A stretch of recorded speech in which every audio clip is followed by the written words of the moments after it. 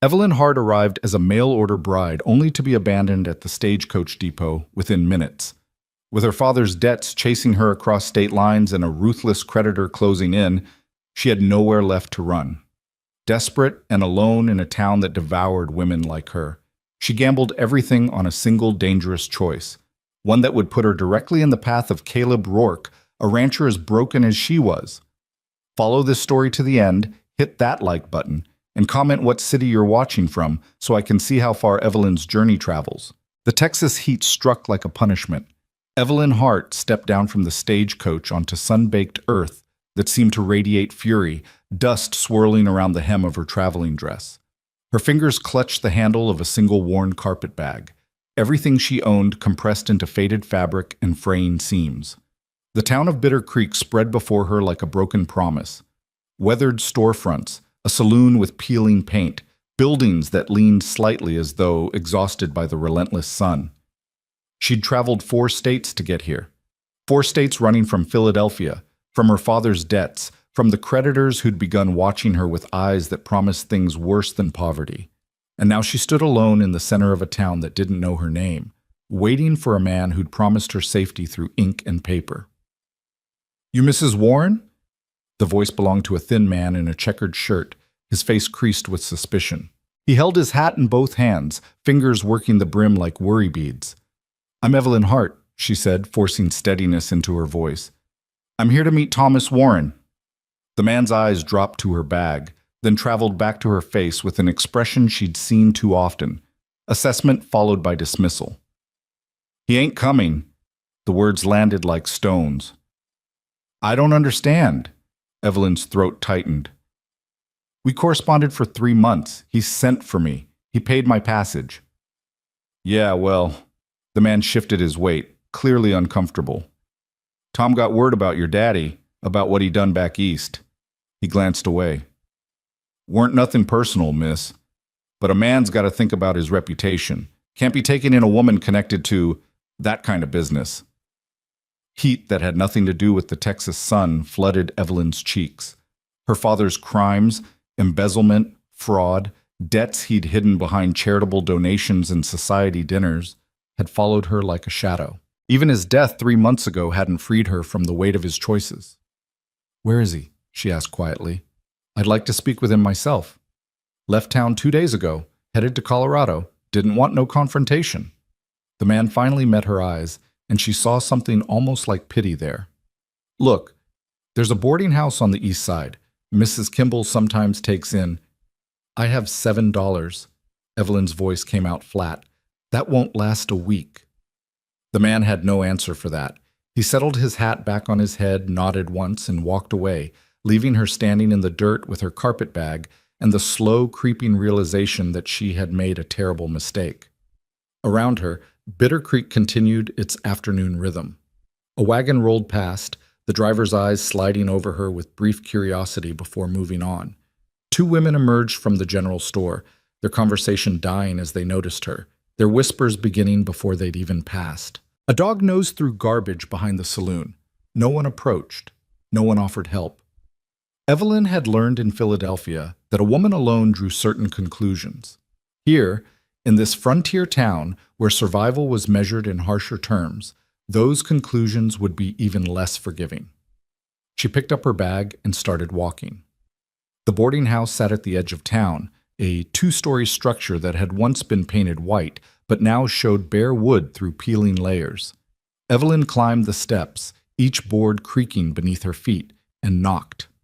The woman who answered was perhaps 60, with steel gray hair pulled into a severe bun and eyes that cataloged everything in a single sweep.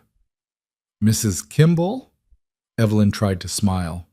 "I was told you might have a room available." "Might." Mrs. Kimball didn't move from the doorway. $3 a week, meals not included, payment in advance." "I can pay for 2 weeks." Evelyn reached for her small coin purse. "I'm looking for work. I have medical training. My father was a physician, and I assisted him for years. I can—" "We got a doctor." Mrs. Kimball's tone suggested the conversation was nearing its end. "Old Doc Brennan. Town don't need another one, especially not a woman pretending at it." The word stung, but Evelyn had developed thick skin over the past months. I'm not pretending. I've set bones, delivered babies, treated fevers. You got the 2 weeks payment or not? Evelyn counted out $6, watching her resources shrink to almost nothing. Mrs. Kimball pocketed the coins and stepped aside, gesturing toward a narrow staircase. Third door on the left. Outhouse is out back. No men in the rooms, no cooking. You cause trouble, you're out. She paused. And miss, I'd find work quick if I was you. This ain't Philadelphia. A woman alone here either finds a husband, finds work, or finds worse. The room was barely larger than a closet. A narrow bed, a washstand with a chipped basin, a window that overlooked the alley. Evelyn set her carpet bag on the floor and sat on the edge of the bed, feeling the cheap mattress shift beneath her. She had 2 weeks, 14 days to find work, to establish herself, to somehow build a life in a town that had already rejected her before she'd even arrived. Through the thin walls, she could hear other residents, voices, footsteps, the sound of someone coughing. The boarding house accommodated the transient and the desperate, people passing through or clinging to the bottom rung of respectability. Evelyn unpacked her bag with mechanical precision. 2 dresses, both showing signs of repeated mending. Undergarments. A small wooden box containing her father's medical instruments.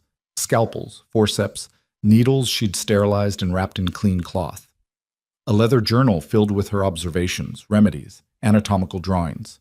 A silver locket containing a photograph of her mother, dead now 15 years. She opened the locket, studying the faded image. Her mother had been beautiful, delicate, everything Philadelphia society valued in a woman. Evelyn had inherited her dark hair and pale skin, but not her fragility. Life had demanded she become something harder. The sun was setting when Evelyn finally left the boarding house, hunger driving her into the street. She'd eaten nothing since breakfast, and her stomach cramped with need. The town had transformed in the evening. Lamps glowed in windows. The saloon blazed with light and noise, piano music, laughter, the sound of glass on wood. Men gathered on the porches of various establishments, smoking, talking, their voices carrying in the cooling air. Evelyn found a small restaurant, barely more than a counter with a few tables. The woman behind the counter looked her over with the same assessing gaze everyone seemed to employ. What can I get you? What can I get for 50 cents? The woman's expression softened slightly. Stew's 30, bread's 5, coffee's 10. Just the stew, please. The meal came in a chipped bowl, more broth than substance, but it was hot and filling. Evelyn ate slowly, making it last, aware of the few other diners watching her with varying degrees of interest. A woman alone, a stranger, someone new to categorize and dismiss. She was finishing the last of the broth when the door opened and 3 men entered, their voices loud, their movements loose with alcohol. They'd clearly spent time at the saloon before seeking food. Well now, one of them said, his eyes finding Evelyn immediately. Ain't you a pretty little thing, new in town? Evelyn kept her gaze on her bowl. Yes. Traveling alone. He moved closer, and she could smell whiskey and sweat. That's dangerous for a lady. Lucky we found you. Name's Jack Donnelly. These are my associates. I'm fine, thank you. Evelyn stood, reaching for her coins to pay. Jack's hand closed around her wrist. Not hard, but firm enough to stop her movement. Now don't be unfriendly. We're just being neighborly, ain't we, boys? The other 2 men laughed. The woman behind the counter had suddenly become very interested in wiping down a section of counter that was already clean. Evelyn met Jack's eyes directly. Remove your hand. Or what? His smile widened. You gonna scream? Nobody here is gonna help a woman who can't even afford a full meal. You're alone, sweetheart. Better get used to accepting kindness where you find it. The lady said let go.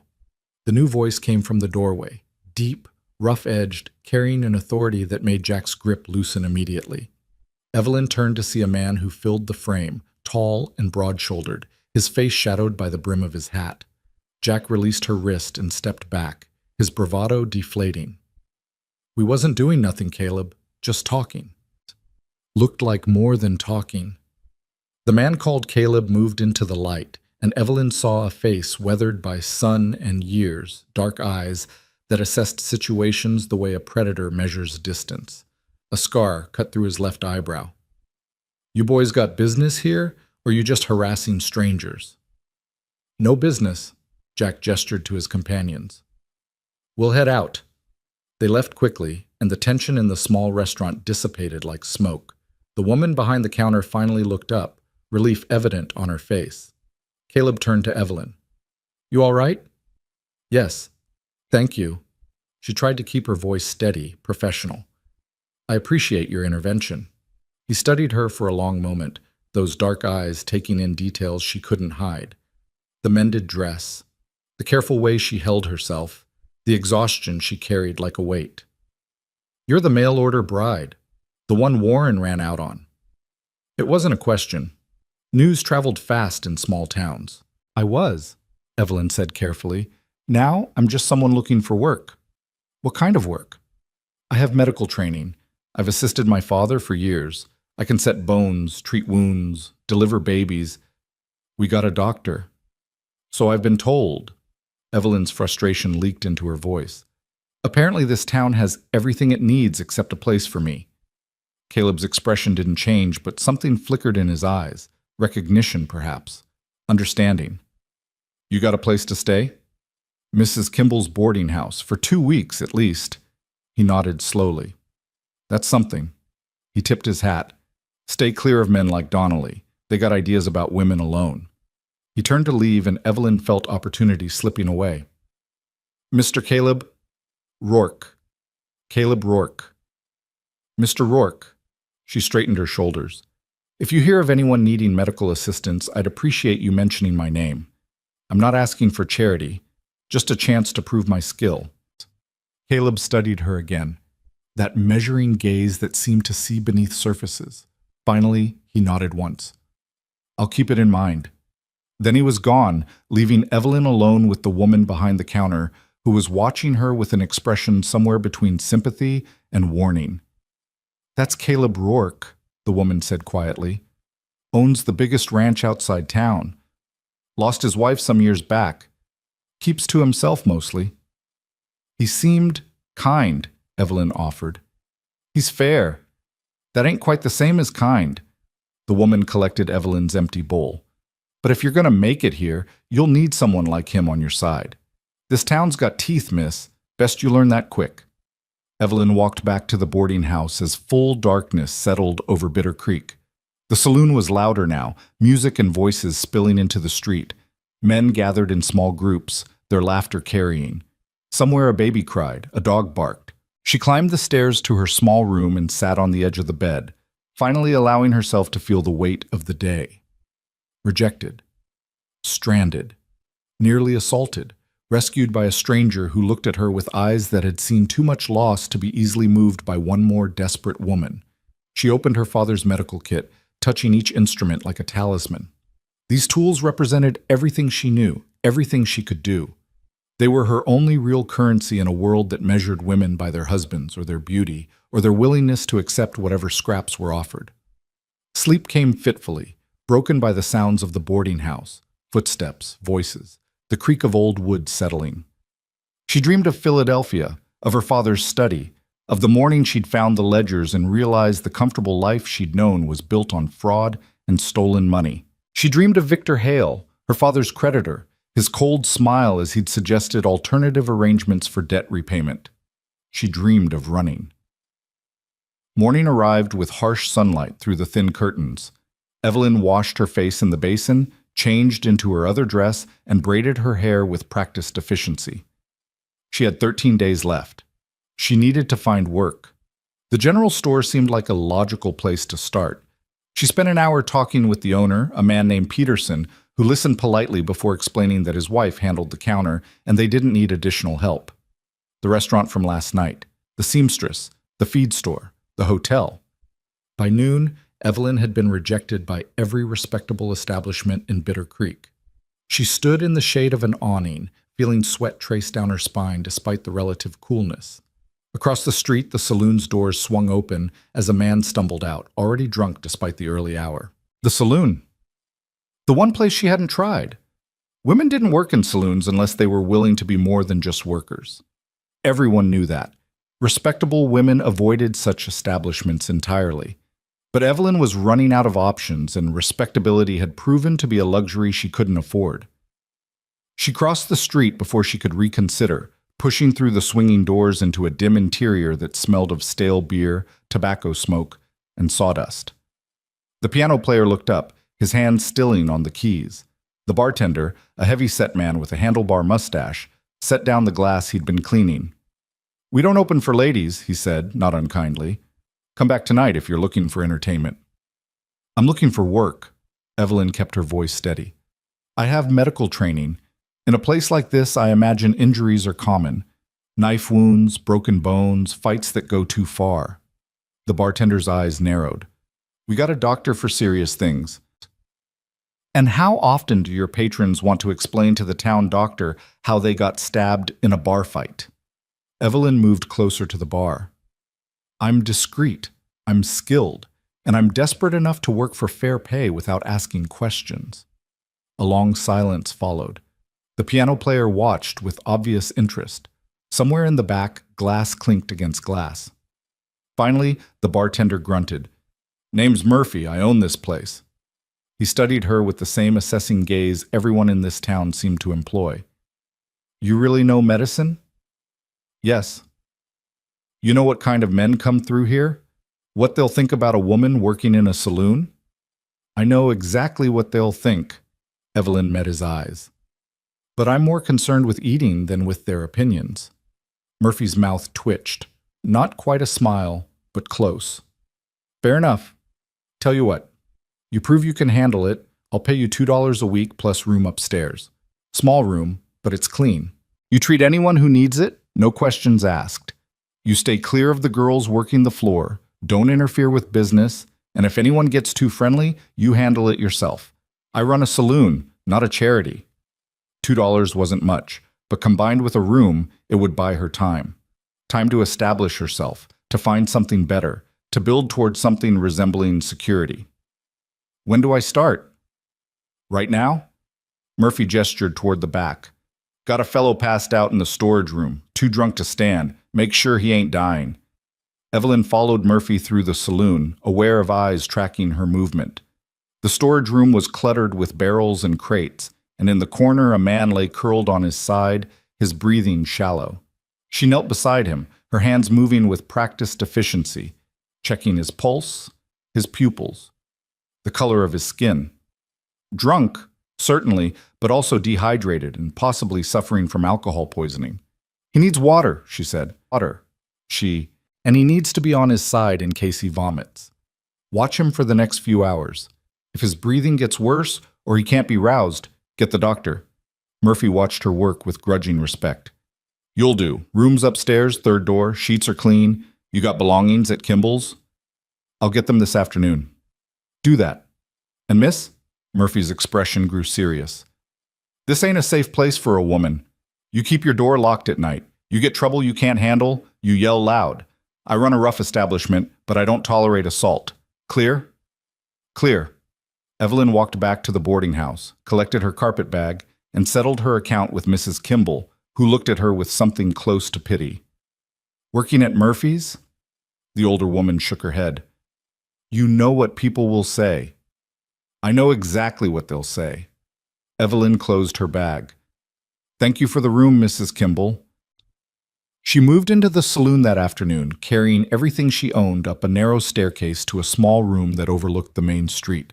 It was barely larger than the boarding house room, but it had a lock on the door and a window that let in light. That evening, Evelyn treated her first real patient, a ranch hand who'd been kicked by a horse and whose ribs were badly bruised. She wrapped his chest, gave him instructions for care, and charged him 50 cents. The second patient came an hour later, a gambler who'd lost more than money in a card game and had a knife wound across his forearm that needed stitching. By midnight, Evelyn had treated 4 people, earned $2 in additional fees, and established herself as the woman who worked in Murphy's saloon and didn't ask questions. Word spread quickly. Over the next week, she treated everything from minor cuts to a dislocated shoulder to a woman who'd been beaten by a customer and needed care she couldn't seek from the town doctor without inviting more trouble. Evelyn kept her door locked. She kept her medical kit clean. She kept to herself. And she tried very hard not to think about how far she'd fallen from the Philadelphia society her father had worked so hard to infiltrate. It was late on a Saturday night, the saloon at its loudest, when Murphy appeared at her door. "Got a situation," he said tersely. "You available?" Evelyn grabbed her kit. "What kind of situation?" "Fight went bad. Man's bleeding heavy. In the back alley." She followed Murphy down the back stairs and into the alley, where three men stood in a loose circle around a fourth who lay on the ground, blood pooling beneath him.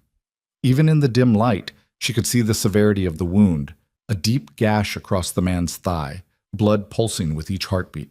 Femoral artery. He'd bleed out in minutes without intervention. Evelyn dropped to her knees beside him, her hands already moving. "I need clean cloth, lots of it, and whiskey, now." Someone ran. Evelyn pressed hard on the wound, feeling hot blood pulse against her palms. The man's face was pale, his breathing rapid and shallow. Shock was setting in. "Stay with me," she said firmly. "Look at me. What's your name?" Tomas." The word came out weak. "Tomas, I'm going to stop this bleeding, but I need you to stay conscious. Can you do that?" He nodded, his eyes struggling to focus. Someone thrust cloth into her hands, bar rags, not sterile, but better than nothing. Evelyn pressed them against the wound, maintaining pressure, feeling the pulse of blood begin to slow. The whiskey arrived, and she poured it over her hands, over the cloth, sterilizing as best she could in an alley behind a saloon. She worked quickly, her fingers steady despite the dire circumstances, threading a needle, stitching the artery closed, closing the wound layer by layer. The men around her watched in silence, their earlier aggression forgotten in the face of genuine medical crisis. 15 minutes, 20. Finally, the bleeding stopped. Tomas was unconscious but breathing steadily. Evelyn sat back on her heels, her hands shaking now that the immediate danger had passed. Her dress was soaked with blood. Her arms ached. "He needs to be moved somewhere clean," she said, and watched for the next 24 hours. "If he develops a fever, if the wound shows infection, he needs the doctor." One of the men cleared his throat. "That was... you saved his life." "Maybe." Evelyn began gathering her instruments. "Keep the wound clean. Change the dressing daily. And whoever cut him, this goes deeper than a bar fight. This was attempted murder." Murphy helped her to her feet. "You did good, miss. Real good." She climbed back to her room, washed the blood from her hands and arms, and sat on the edge of her bed as the shaking finally took over. She'd saved a life tonight, in an alley, behind a saloon, using skills her father had taught her in clean, well-lit rooms while treating respectable patients. This wasn't the life she'd imagined, but it was the life she had. 3 days later, Tomas appeared at the saloon, walking with a cane but alive. He pressed $2 into her hand and thanked her in halting English mixed with Spanish. The story spread. The woman at Murphy's who could stitch a man back together with hands steady as a surgeon's, who didn't flinch at blood or violence, who asked no questions and kept her mouth shut. Evelyn's patient list grew. Ranch hands, gamblers, working girls, people who needed medical care but couldn't or wouldn't seek it through respectable channels. She was building something. Not respectability, but reputation. And then, on a Tuesday afternoon, Murphy appeared at her door with a man she recognized immediately. Caleb Rourke stood in the doorway, his hat in his hands, his expression grim. "One of my men got hurt," he said without preamble. "Bad. Doc Brennan's 3 towns over, won't be back till tomorrow. Murphy said you're the best option." Evelyn grabbed her kit. "What's the injury?" "Broken leg. Horse rolled on him, bones through the skin. Compound fracture. Serious, with high risk of infection."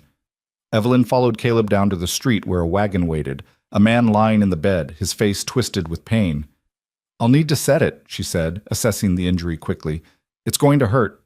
I have laudanum, but—" "Do what you need to do," Caleb said. "Can you save the leg?" "If the bone's clean and I can set it properly, yes. But I need better conditions than a wagon bed." Caleb made a decision quickly. "My ranch is 30 minutes out. You'll come with us." It wasn't a question.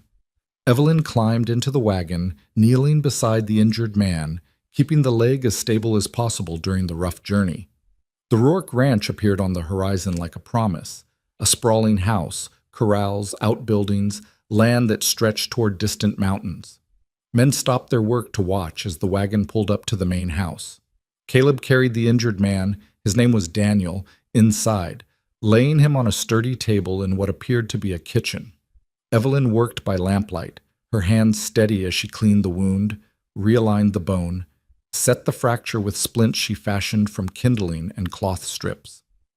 Daniel screamed once, then bit down on the leather strap she'd given him and endured.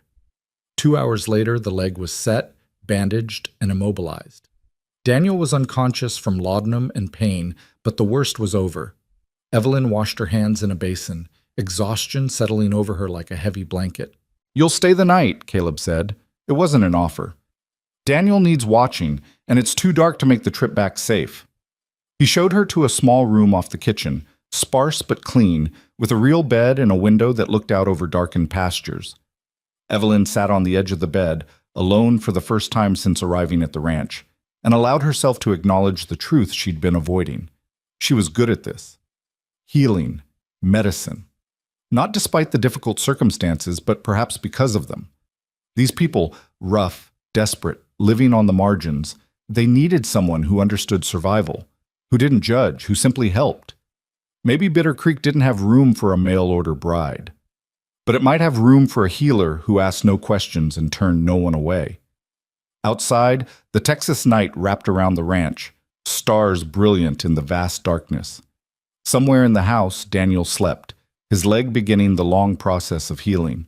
And Evelyn Hart, abandoned and alone, began to understand that rejection had brought her exactly where she needed to be. The future was uncertain, her safety still fragile, the past still hunted her. But for the first time since stepping off that stagecoach, Evelyn felt something that might, eventually, become hope. Morning light filtered through the window, pulling Evelyn from restless sleep. For a moment, she forgot where she was. The unfamiliar room, the smell of coffee and wood smoke, the distant sound of men's voices outside. Then memory returned. The ranch, Daniel's broken leg, Caleb Rourke's stern face as he'd ordered her to stay the night. She rose quickly, smoothing her dress and rebraiding her hair before checking on her patient. Daniel lay in the same room where she'd set his leg, now moved to a cot near the kitchen stove. His forehead was warm, but not feverish, his breathing steady.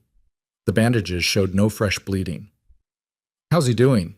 Evelyn turned to find Caleb standing in the doorway, 2 tin cups in his hands. He offered her one, coffee, strong and black. "Better than expected," she said, accepting the cup. "The bone was clean. If he keeps the leg immobilized and we watch for infection, he should heal." Caleb nodded, his gaze moving to Daniel's sleeping form. "How long before he can work again?" 6 weeks minimum, possibly 8. She watched Caleb's expression, expecting frustration or anger. Instead, she saw only calculation.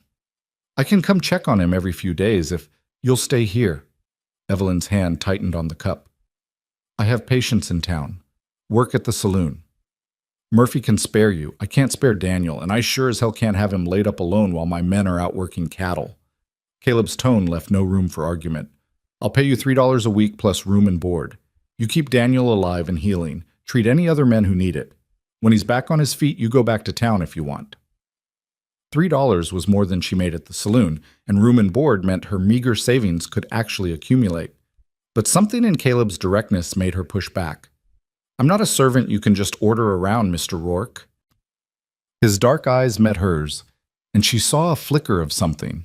Respect, maybe, or surprise. "No, you're a doctor, and I'm a rancher who needs one. That a fair trade or not?" Put that way, it was more than fair. It was an opportunity. Evelyn nodded slowly. "I'll need to get my things from town, and I'll need to let Murphy know. I'll have one of the men take you in after breakfast. You eat yet?" She hadn't. Caleb led her to the kitchen where an older Mexican woman was already working over the stove, her hands quick and efficient as she prepared what looked like enough food to feed a small army. "Rosa, this is Miss Hart. She's the one who fixed Daniel's leg. She'll be staying on for a while." Rosa turned, her weathered face breaking into a warm smile. La doctora! Tomas told me about you. Said you have hands blessed by angels. Evelyn felt heat rise in her cheeks. I just did what anyone with training would do. Tomas is Rosa's nephew, Caleb explained. The one you stitched up in the alley. Rosa crossed the kitchen and took Evelyn's hands in hers, examining them with the intensity of someone reading a map. These hands saved my sister's boy. You stay as long as you need, doctora. You are welcome here. The kindness in Rosa's voice, uncomplicated, genuine, made Evelyn's throat tighten. She'd been existing on suspicion and transaction for so long that simple acceptance felt almost foreign. Breakfast was served at a long table in what Caleb called the main room, a space that served as dining hall, meeting place, and the heart of the ranch house. 6 men filed in, removing their hats, their boots leaving dust on the floorboards. They ranged in age from barely 20 to past 50, their faces carved by sun and hard work. Caleb made brief introductions. This is Miss Hart. She's a doctor, and she'll be staying on to make sure Daniel heals right. You get hurt, you see her, you give her trouble, you answer to me. Clear? A chorus of "Yes, boss" followed. The men settled into chairs, their initial curiosity giving way to focused attention on the food Rosa placed before them. Eggs, beans, cornbread, strips of bacon. Evelyn sat at the end of the table, acutely aware of being the only woman in a room full of men. But their behavior was careful, respectful. They passed her platters first, kept their language clean, and when one of the younger hands started to make what might have been a joke, the man next to him elbowed him silent. You really set Daniel's leg? The question came from a lean man with graying hair and scars on his knuckles. Bone was sticking clean through. Yes, Evelyn said simply. You learned that in school? I learned it from my father. He was a surgeon. She didn't mention the rest, the fraud, the debts, the reason she'd ended up in Texas. The man nodded approvingly. Well, Daniel's lucky you were available. Doc Brennan's good, but he's old and slow. You're here, that's one less thing to worry about. After breakfast, Caleb assigned a young ranch hand named Pete to drive Evelyn into town. The wagon ride took 30 minutes, the landscape passing in shades of brown and gold. Grassland, scattered mesquite, the occasional windmill marking a water source. Pete was perhaps 19, with the kind of earnest friendliness that hadn't yet been worn away by disappointment. You really gonna stay at the ranch? He asked. I mean, it's pretty rough out there. Nothing like town. I've seen rough, Evelyn said. I think I can manage. Boss doesn't usually let strangers stay on. He's particular about who's around. Pete glanced at her. But Rosa likes you, and Rosa's opinion counts for a lot. She keeps us all fed and sane. They reached Bitter Creek by mid-morning. Evelyn went straight to Murphy's saloon, finding the owner behind the bar, already wiping down surfaces in preparation for the day's business. Heard you were at the Rourke place, Murphy said before she could speak. Daniel's leg. News traveled impossibly fast in small towns. Yes, Mr. Rourke's offered me work. I wanted to settle things here properly. Murphy nodded slowly. That's decent of you. Most people would just disappear. You want your room back when the work's done? If you'll have me. Door's always open. Murphy pulled out a small leather pouch and counted coins onto the bar top. Your share from last week's patients. You earned it. Evelyn collected her few belongings from her room, surprised to feel a pang of regret. The saloon had been rough, sometimes dangerous, but it had also been the first place in Bitter Creek that had given her a chance. She was heading back to the wagon when a voice stopped her cold. Evelyn Hart, I thought I might find you in a place like this. She turned slowly, already knowing who she'd see. Victor Hale stood on the sidewalk, impeccably dressed despite the dust of travel, his pale eyes assessing her with the same cold calculation she remembered from Philadelphia. Mr. Hale, her voice came out steadier than she felt. I'm surprised to see you this far west. Your father's debts don't disappear just because you run to Texas. Hale moved closer, his expensive boots clicking on the wood planks. $23,000, Evelyn. That's what he owed me when he died. That's what you inherited. I inherited nothing. He left nothing but debt. Precisely. Hale's smile was pleasant and utterly without warmth. Which is why you and I need to come to an arrangement. I'm a reasonable man. I'm willing to forgive the debt entirely in exchange for... No, you haven't heard my offer. I don't need to. Evelyn kept her hand steady despite the fear coursing through her. I'm not my father. His debts aren't mine. Legally, they are. As his sole heir, I refused the inheritance. I signed papers with a lawyer in Philadelphia before I left. Hale's expression flickered, surprise, then annoyance. Papers can be contested, and while we're contesting them, I can make your life here very difficult. A word in the right ears about your father's crimes, about the daughter who fled before questions could be asked, about the kind of woman who works in a saloon. He paused. Unless we come to an understanding. Pete appeared at Evelyn's elbow, his young face set in hard lines. Miss Hart, we need to get back. Boss is expecting you. Hale's eyes shifted to Pete, then back to Evelyn.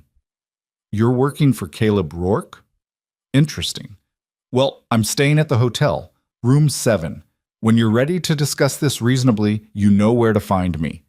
He tipped his hat and walked away, leaving Evelyn standing in the street with her heart pounding and her hands clenched into fists. You know that man? Pete's voice was tight with suspicion. Unfortunately. Evelyn forced herself to breathe slowly. He's someone from my past. Someone I'd hoped to leave behind. Pete loaded her bag into the wagon. Boss should know about this. Man like that coming around asking questions, that's trouble. The ride back to the ranch felt longer than the morning journey. Evelyn's mind raced, calculating possibilities. Hale had found her, which meant he was serious about collecting. He'd make good on his threat to spread stories, to destroy whatever small reputation she was building, unless she could somehow pay him off. $23,000 might as well be $1 million. She'd never earn that kind of money, not in a lifetime of treating ranch hands and saloon patrons. Or unless she married him. That's what he was offering, dressed up in pleasant words and reasonable tones. Marriage in exchange for debt forgiveness. Her body and her future in exchange for peace. The thought made her stomach turn. Caleb was in the corral when they arrived, working with a young horse that danced nervously at the end of a lead rope. He handled the animal with patient firmness, his movements economical and sure. Pete jumped down from the wagon. Boss, we got a situation. Caleb handed the rope to another ranch hand and approached, his eyes finding Evelyn's face. Whatever he saw there made his expression harden. What happened? Man in town, Pete said. Well-dressed, looked like money. He approached Miss Hart, said something that upset her. His name is Victor Hale, Evelyn said before Caleb could ask. He was my father's creditor. He's here about a debt. Caleb's gaze didn't waver. How much? $23,000. A low whistle came from Pete. Caleb's expression remained neutral. That's a substantial sum. You owe him that? My father did. I refused the inheritance, but Mr. Hale believes that doesn't matter. Evelyn met Caleb's eyes directly. He's threatened to spread stories about my father's crimes. About me. Unless I come to an arrangement with him. The temperature in the air seemed to drop several degrees. Caleb's jaw tightened. What kind of arrangement? The kind that involves marriage instead of money. For a long moment, no one spoke. Then Caleb turned to Pete. Put Miss Hart's things in the guest room, then get back to work. Pete scurried off. Caleb gestured toward the house. We'll talk inside. The main room was empty, Rosa having finished morning cleanup and moved on to other tasks.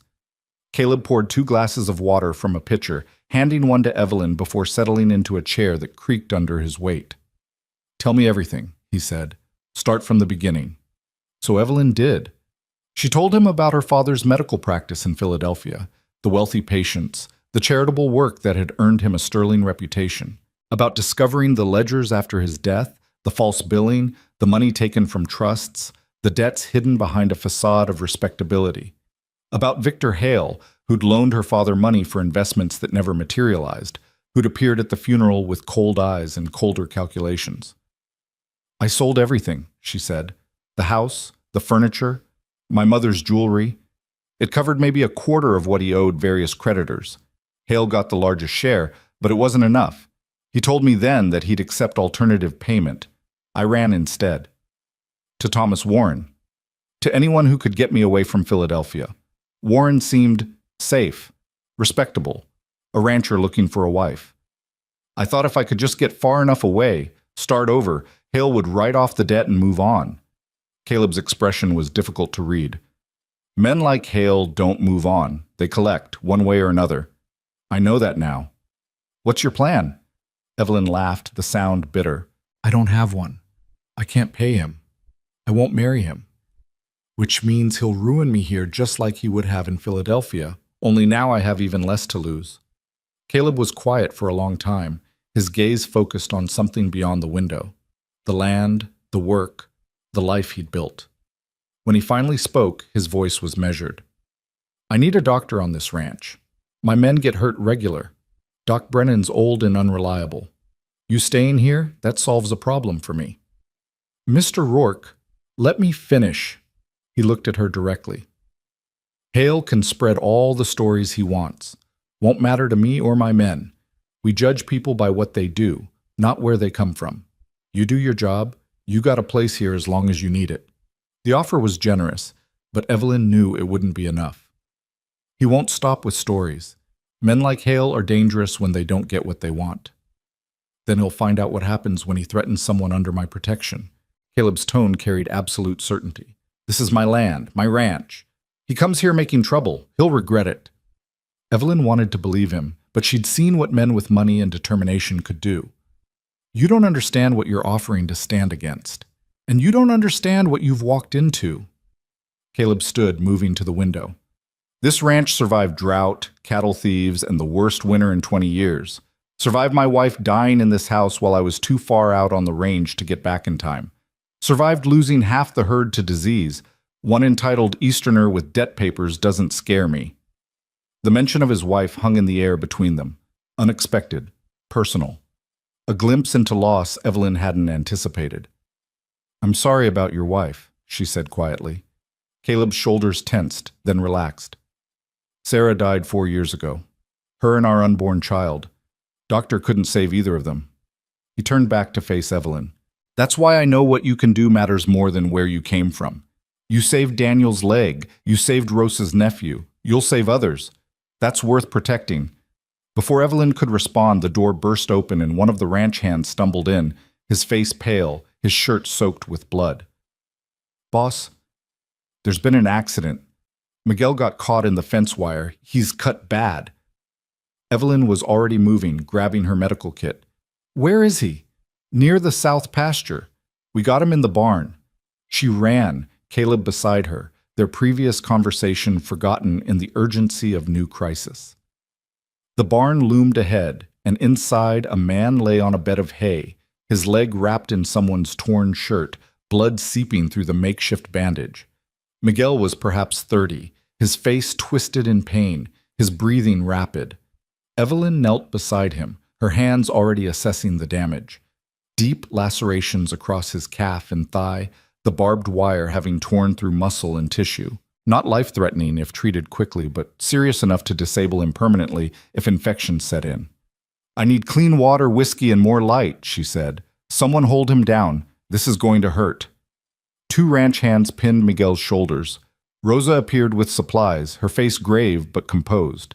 Evelyn worked quickly, cleaning the wounds, removing embedded bits of wire and debris, her fingers steady despite the severity of the injuries.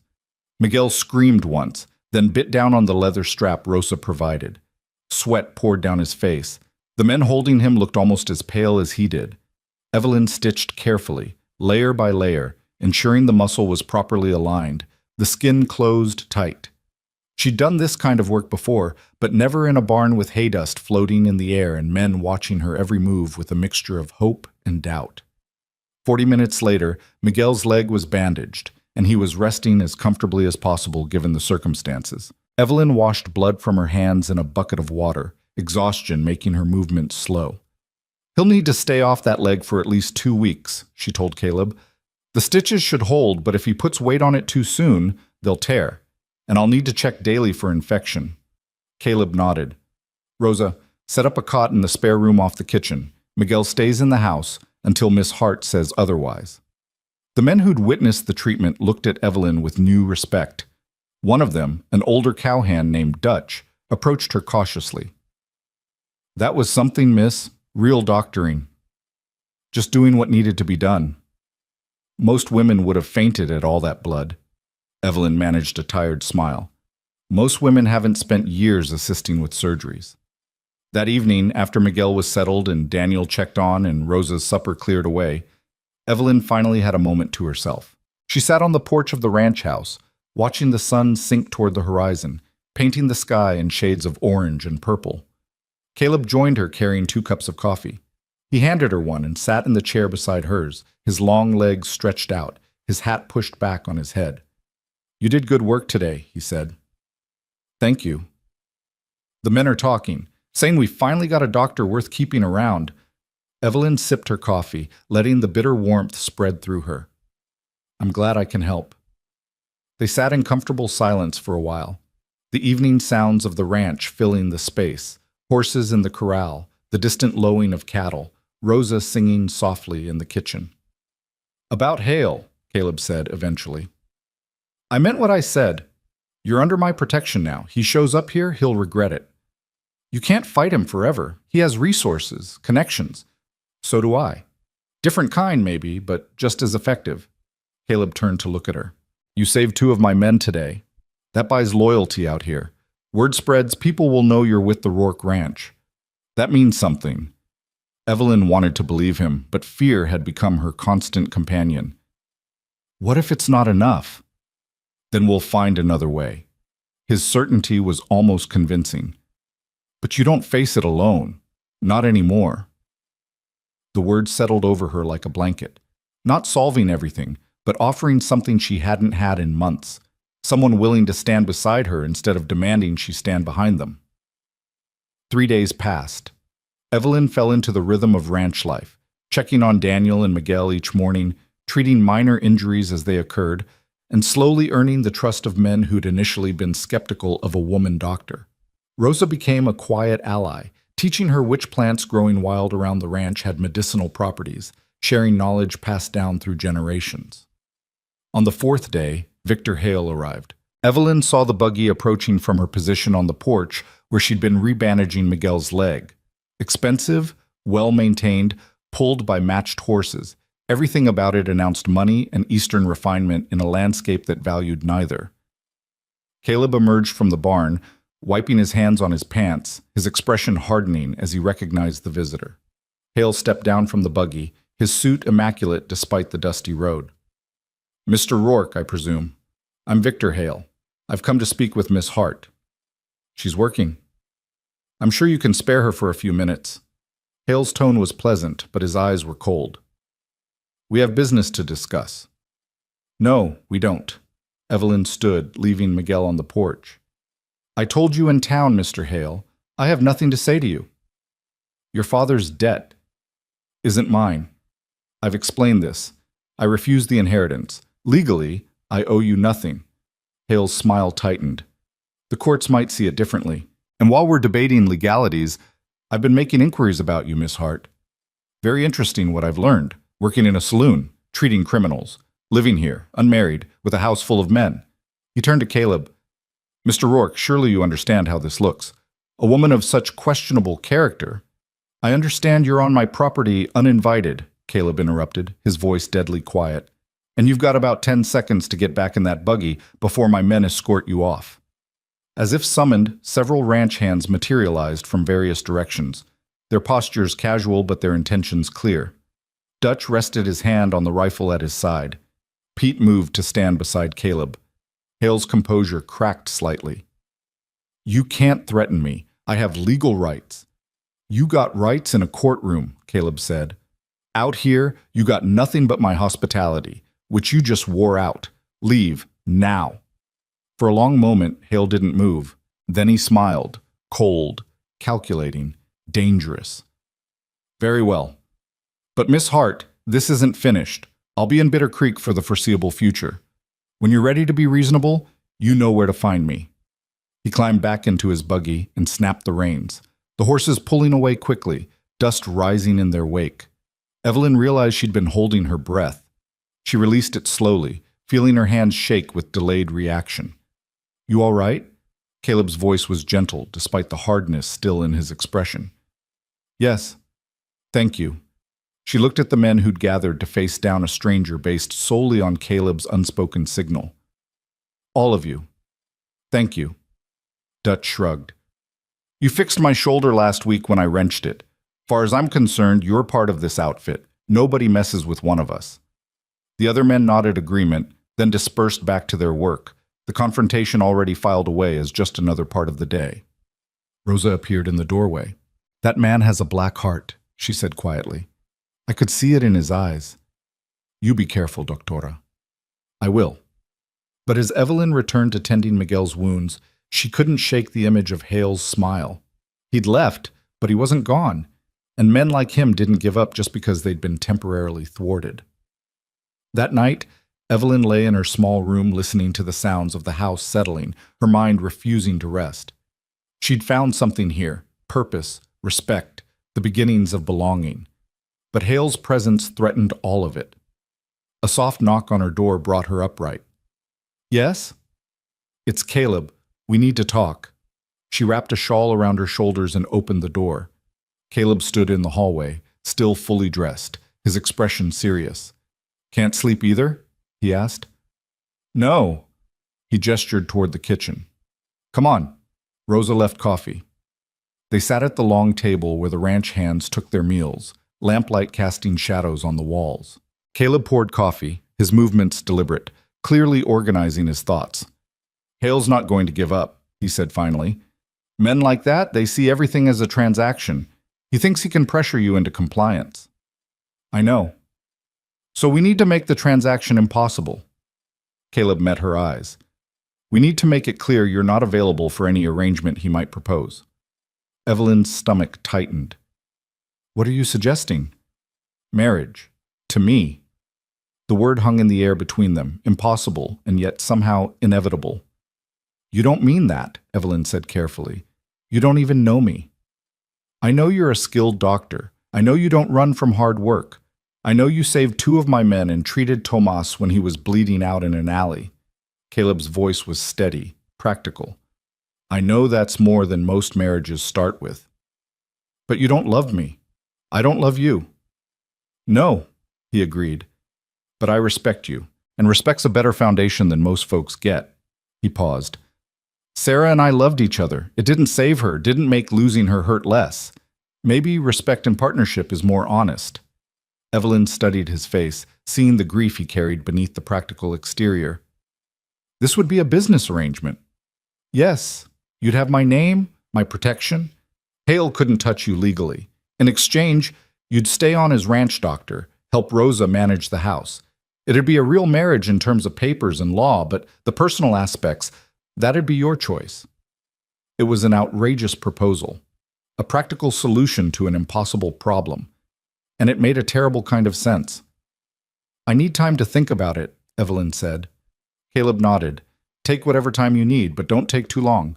Men like Hale, they get more dangerous when they're patient. He left her alone in the kitchen, and Evelyn sat in the lamplight, turning over the impossible choice before her. Marriage to a man she barely knew. A life on a ranch in the middle of nowhere. But also safety, purpose, a place where her skills mattered more than her father's crimes. She thought of Hale's cold smile, of the fear that had chased her across state lines, of the exhaustion of always running, always looking over her shoulder. And she thought of Caleb's steady gaze, his willingness to stand between her and danger, the way his men had rallied without being asked. By morning, Evelyn had made her decision. She found Caleb in the barn, checking on a mare about to foal. He looked up as she approached, his expression carefully neutral. I'll marry you, she said without preamble, on one condition. What's that? If either of us wants out, for any reason, we part as friends. No bitterness, no blame. We try a partnership, and if it doesn't work, we acknowledge it and move forward. Caleb considered this, then extended his hand. Fair terms. We got a deal, Miss Hart. She took his hand, feeling calluses and strength, and shook firmly. We have a deal, Mr. Rourke. Neither of them smiled. It wasn't that kind of agreement. But as Evelyn walked back to the house to begin her day, she felt something shift. Not hope, exactly, but possibility. She was choosing her own path instead of having it chosen for her.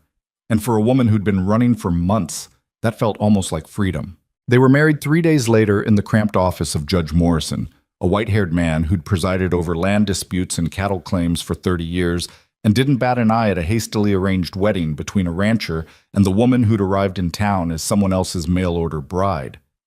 "You both understand this is a legal and binding contract?" Morrison asked, his pen poised over the marriage certificate. "We do," Caleb said. Evelyn nodded, her throat too tight for words.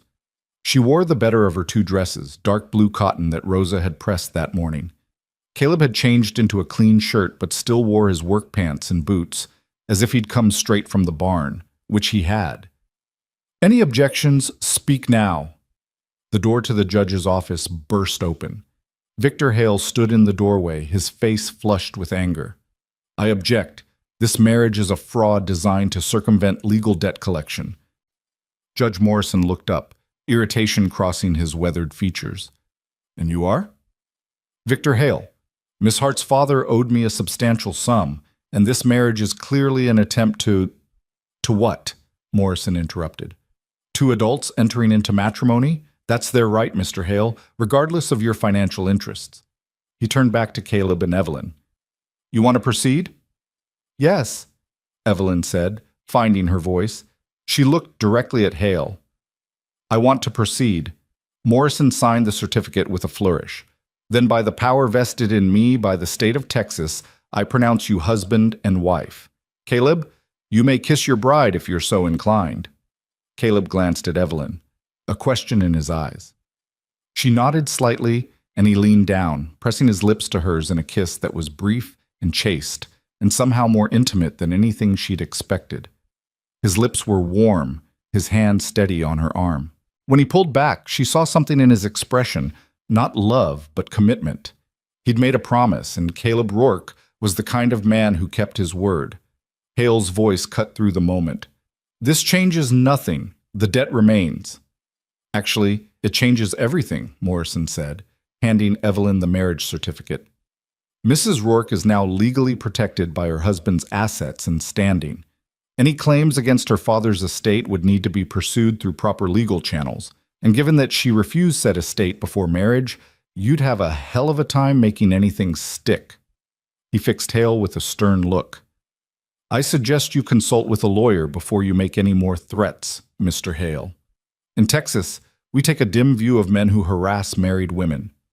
Caleb took Evelyn's arm, guiding her past Hale and out into the afternoon sunlight. She could feel Hale's eyes burning into her back, could sense his fury like heat radiating from a stove. "He's going to retaliate," she said quietly as Caleb helped her into the wagon. "Let him try." Caleb climbed up beside her, taking the reins. "He makes a move against you, he makes a move against me. And I've got more friends in this territory than he can imagine." They rode back to the ranch in silence, the weight of what they'd done settling over both of them. Married. Evelyn was now Mrs. Rourke, tied to a man she barely knew, living on a ranch in the middle of nowhere. It should have felt like a trap. Instead, it felt like the first decision she'd made in months that was entirely her own. Rosa was waiting on the porch when they arrived, her face breaking into a wide smile. "La novia," she exclaimed, hurrying down the steps. "The bride. Come, come, I have prepared a special meal." The ranch hands had been informed that morning, and they'd responded with a kind of practical acceptance that seemed characteristic of frontier life. Dutch had nodded and said, "About time the boss had someone to look after him." Pete had grinned and promised to be on his best behavior. Miguel, still recovering, had offered congratulations from his cot. Now they all gathered around the long table for what Rosa called a wedding feast: roasted chicken, beans, fresh tortillas, and a cake she'd somehow managed to bake in the temperamental kitchen stove. It wasn't fancy, but it was generous, and the men raised glasses of whiskey and toast after toast. "To the boss and his bride," Dutch said. "May they have better luck than most of us. To Doc Rourke," Pete added. "Best medical care this ranch has ever seen." Miguel raised his glass from his cot near the stove. "To the woman who saved my leg and Tomas's life. Salud." Evelyn felt tears prick her eyes at the simple acceptance, the genuine welcome. These men didn't care about her father's crimes or her questionable past. They cared that she'd proven herself capable and willing to help when needed. Caleb's hand found hers under the table, squeezing gently.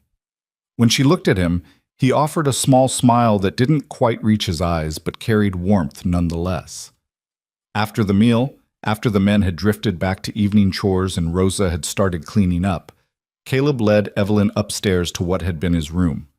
The master bedroom, larger than the guest room she'd been using, with a wide bed covered in a quilt and windows that looked out over the ranch. "I'll sleep in the guest room," he said, reading her expression. "This is yours now, your space. When you're ready for different arrangements, you let me know. No pressure." Relief and something else, disappointment maybe, or loneliness, washed through her. "Thank you." He nodded and turned to leave, then paused at the door. "Evelyn, you did a brave thing today, standing up to Hale, choosing this." He met her eyes. "I know it's not what you imagined when you came west, but I'll do my best to make sure you don't regret it." "I don't regret it," she said, surprised to find she meant it. "Not yet, anyway." His smile was warmer this time. "Not yet. I'll take that." That night, Evelyn lay in the wide bed that still smelled faintly of cedar and leather, listening to the ranch settle into darkness. Somewhere down the hall, Caleb was in the guest room. Downstairs, Daniel and Miguel slept in their recovery spaces. Outside, the horses shifted in their stalls and nightbirds called to each other. She was married. Mrs. Caleb Rourke, a rancher's wife in Texas, responsible for a household and the medical needs of rough men who worked dangerous jobs. It was so far from the life she'd known in Philadelphia that it felt like a different world entirely. But as sleep finally claimed her, Evelyn felt something she hadn't experienced in months, a sense of being exactly where she was supposed to be. The peace lasted 4 days. On the 5th morning after the wedding, Evelyn was checking on Miguel's healing leg when Rosa rushed into the kitchen, her face pale. "Doctora, Mrs. Rourke, there are men at the gate. Many men. They have guns." Evelyn's stomach dropped. She moved to the window and saw what Rosa had seen. 8 riders approaching the ranch, Victor Hale at their center, all of them armed. "Where's Caleb?" "North pasture with most of the men. Pete and Dutch are in the barn." Evelyn's mind raced. Whatever Hale intended, he'd timed it for when the ranch was most vulnerable. "Rosa, get Miguel into the root cellar. Lock yourself in with him. Don't come out until I say it's safe." "But Doctora—" "Now, Rosa, please." Rosa hesitated, then helped Miguel hobble toward the cellar entrance. Evelyn grabbed her father's pistol from her medical kit, a small revolver she'd kept but never fired, and moved to the front door. The riders had stopped in the yard. Hale dismounted, his expensive suit looking even more out of place surrounded by men who were clearly hired guns rather than cowboys. Rough faces, weapons worn with familiarity, eyes that assessed the ranch house for weaknesses. Pete and Dutch emerged from the barn, rifles in hand, their faces grim. 2 men against 8. Not good odds. Evelyn stepped onto the porch, keeping the pistol behind her skirt. "Mr. Hale, this is private property. You're trespassing." Hale's smile was cold and triumphant. "Mrs. Rourke, how quickly you've adapted to your new name. I've come to collect what's owed." "I owe you nothing. We've been through this." "Your husband, however, has something I want. This ranch. 20,000 acres of prime grazing land." Hale gestured expansively. "I've done research, you see. Caleb Rourke took out a loan 3 years ago to expand his herd. That loan came due last month, and he's 60 days late on payment." Evelyn's blood ran cold. "What are you talking about?" "The bank in San Antonio holds the note. I bought that note yesterday, which means Caleb Rourke now owes me $12,000. If he can't pay, and given that cattle prices have dropped significantly this year, I doubt he can, I'll foreclose. The ranch becomes mine." Hale's smile widened. "And since you're his wife, you'll have nowhere to go, except perhaps to me. I'm still willing to forgive your father's debt in exchange for your companionship." The trap was brilliant and vicious. Hale had found another way to get what he wanted, and he'd used Caleb's financial vulnerability to do it. "You're a monster," Evelyn said quietly. "I'm a businessman. There's a difference." Hale gestured to his men. Search the house. I want to see the financial records, understand exactly what assets are available. Like hell you will. Dutch raised his rifle. You take one step toward that house, we start shooting. One of Hale's hired guns, a scarred man with dead eyes, drew his pistol with practiced ease. 2 of you, 8 of us. You sure you want to die over someone else's debt? The tension ratcheted up to breaking point. Evelyn could see Dutch's finger on the trigger, could see Pete's hand shaking slightly with fear and determination. Violence was one wrong word away. Wait. Evelyn stepped forward. Mr. Hale, you and I can discuss this reasonably. Your men don't need to be involved. There's nothing to discuss unless you're ready to accept my offer. I need time to speak with my husband, to review the financial situation. Her mind worked frantically, searching for any angle, any delay. Give us 1 week. If Caleb can't pay the debt, I'll consider your proposal. Hale studied her, suspicion and satisfaction warring in his expression. 1 week, but I'll be staying in town, watching very carefully. If Rourke tries to move assets or sell off cattle, the deal is void, and I foreclose immediately. He remounted his horse. 1 week, Mrs. Rourke, then you make your choice. The riders left, dust rising in their wake. Dutch lowered his rifle slowly, his face pale. Christ almighty, boss never mentioned a loan, because it wasn't a problem until Hale made it one. Evelyn's hands were shaking now, delayed reaction setting in. Where's the north pasture? How quickly can someone reach Caleb? Pete was already running for a horse. 20 minutes at full gallop. I'll bring him back. Evelyn went inside, her legs barely supporting her. Rosa emerged from the root cellar, Miguel leaning heavily on her shoulder. What happened? Miguel asked. Holly's found another way to attack. Evelyn sat down hard in a kitchen chair. He bought Caleb's loan. If we can't pay, he takes the ranch. Rosa crossed herself. Madre de Dios, that man is Diablo. Miguel's face hardened. How much is owed? $12,000.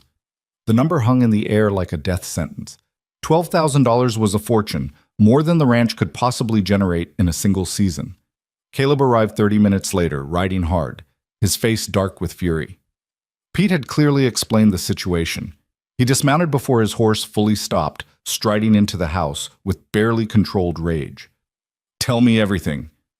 Evelyn recounted Hale's visit, the threats, the ultimatum. As she spoke, Caleb's expression grew harder, his jaw clenched so tight she could see muscles jumping beneath his skin. The loan is real, he said when she finished.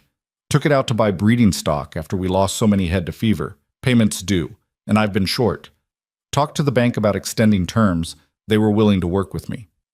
His fists clenched. Didn't know they'd sold the note. Can you pay it? Caleb sat down heavily. Not 12,000. Maybe 8 if I sold off stock I can't afford to lose. The rest? He shook his head. Would take another 6 months of good prices and better luck than we've had. Then we need to find another way. There is no other way, Caleb's voice cracked with frustration. He's got me cornered, and he knows it. Lose the ranch or let him have you. That's the choice he's offering. No. Evelyn's voice was steady despite the fear coursing through her. Those aren't the only options. We're smarter than that. Dutch appeared in the doorway, his weathered face thoughtful. Boss, what about the cattle drive? We got near 200 head ready to move to market. Prices are better up north in Kansas. We could make enough to cover most of the debt. Drive takes 3 weeks minimum. Hale gave us one. So we negotiate for more time, Evelyn said. Tell him we have assets in motion, payment coming. Men like Hale, they'd rather collect money than property. If he believes he'll get paid, he might extend the deadline. Caleb looked at her, hope and doubt warring in his expression. You really think you can convince him? I think I can buy us time, whether that's enough. She met his eyes. But we have to try. Over the next 2 days, Evelyn and Caleb worked frantically.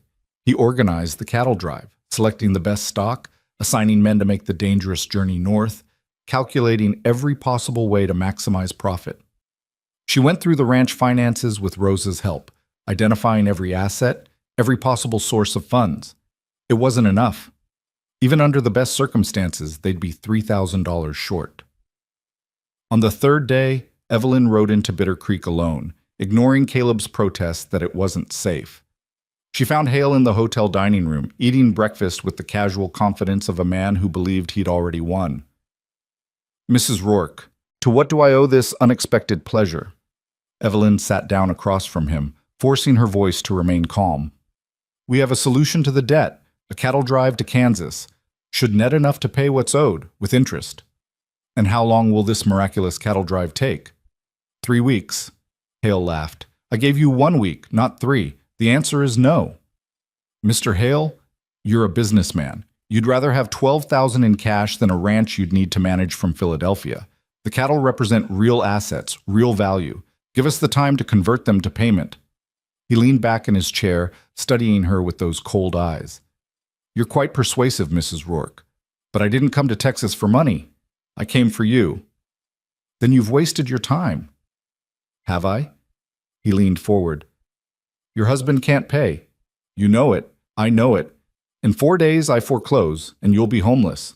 Unless—" He let the word hang between them. "Unless I agree to your proposal." "Precisely. Leave Rourke. Come with me.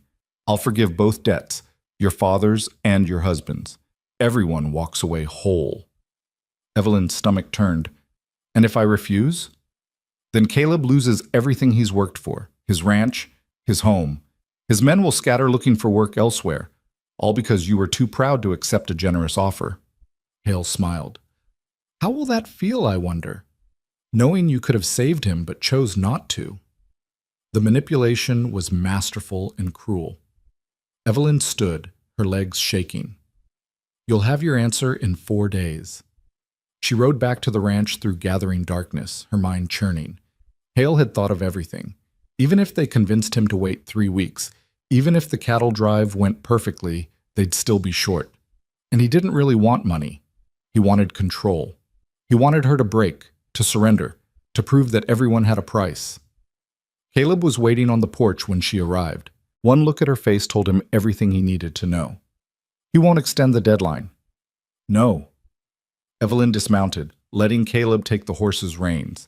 He made his real offer clear, me in exchange for forgiving both debts. Caleb's jaw tightened. "That's not happening. We might not have a choice." "There's always a choice." He tied the horse and turned to face her fully. "Evelyn, I won't let you sacrifice yourself to save the ranch. We'll find another way." "What other way?" The frustration she'd been holding back finally broke free. "We can't pay the debt. We can't get more time.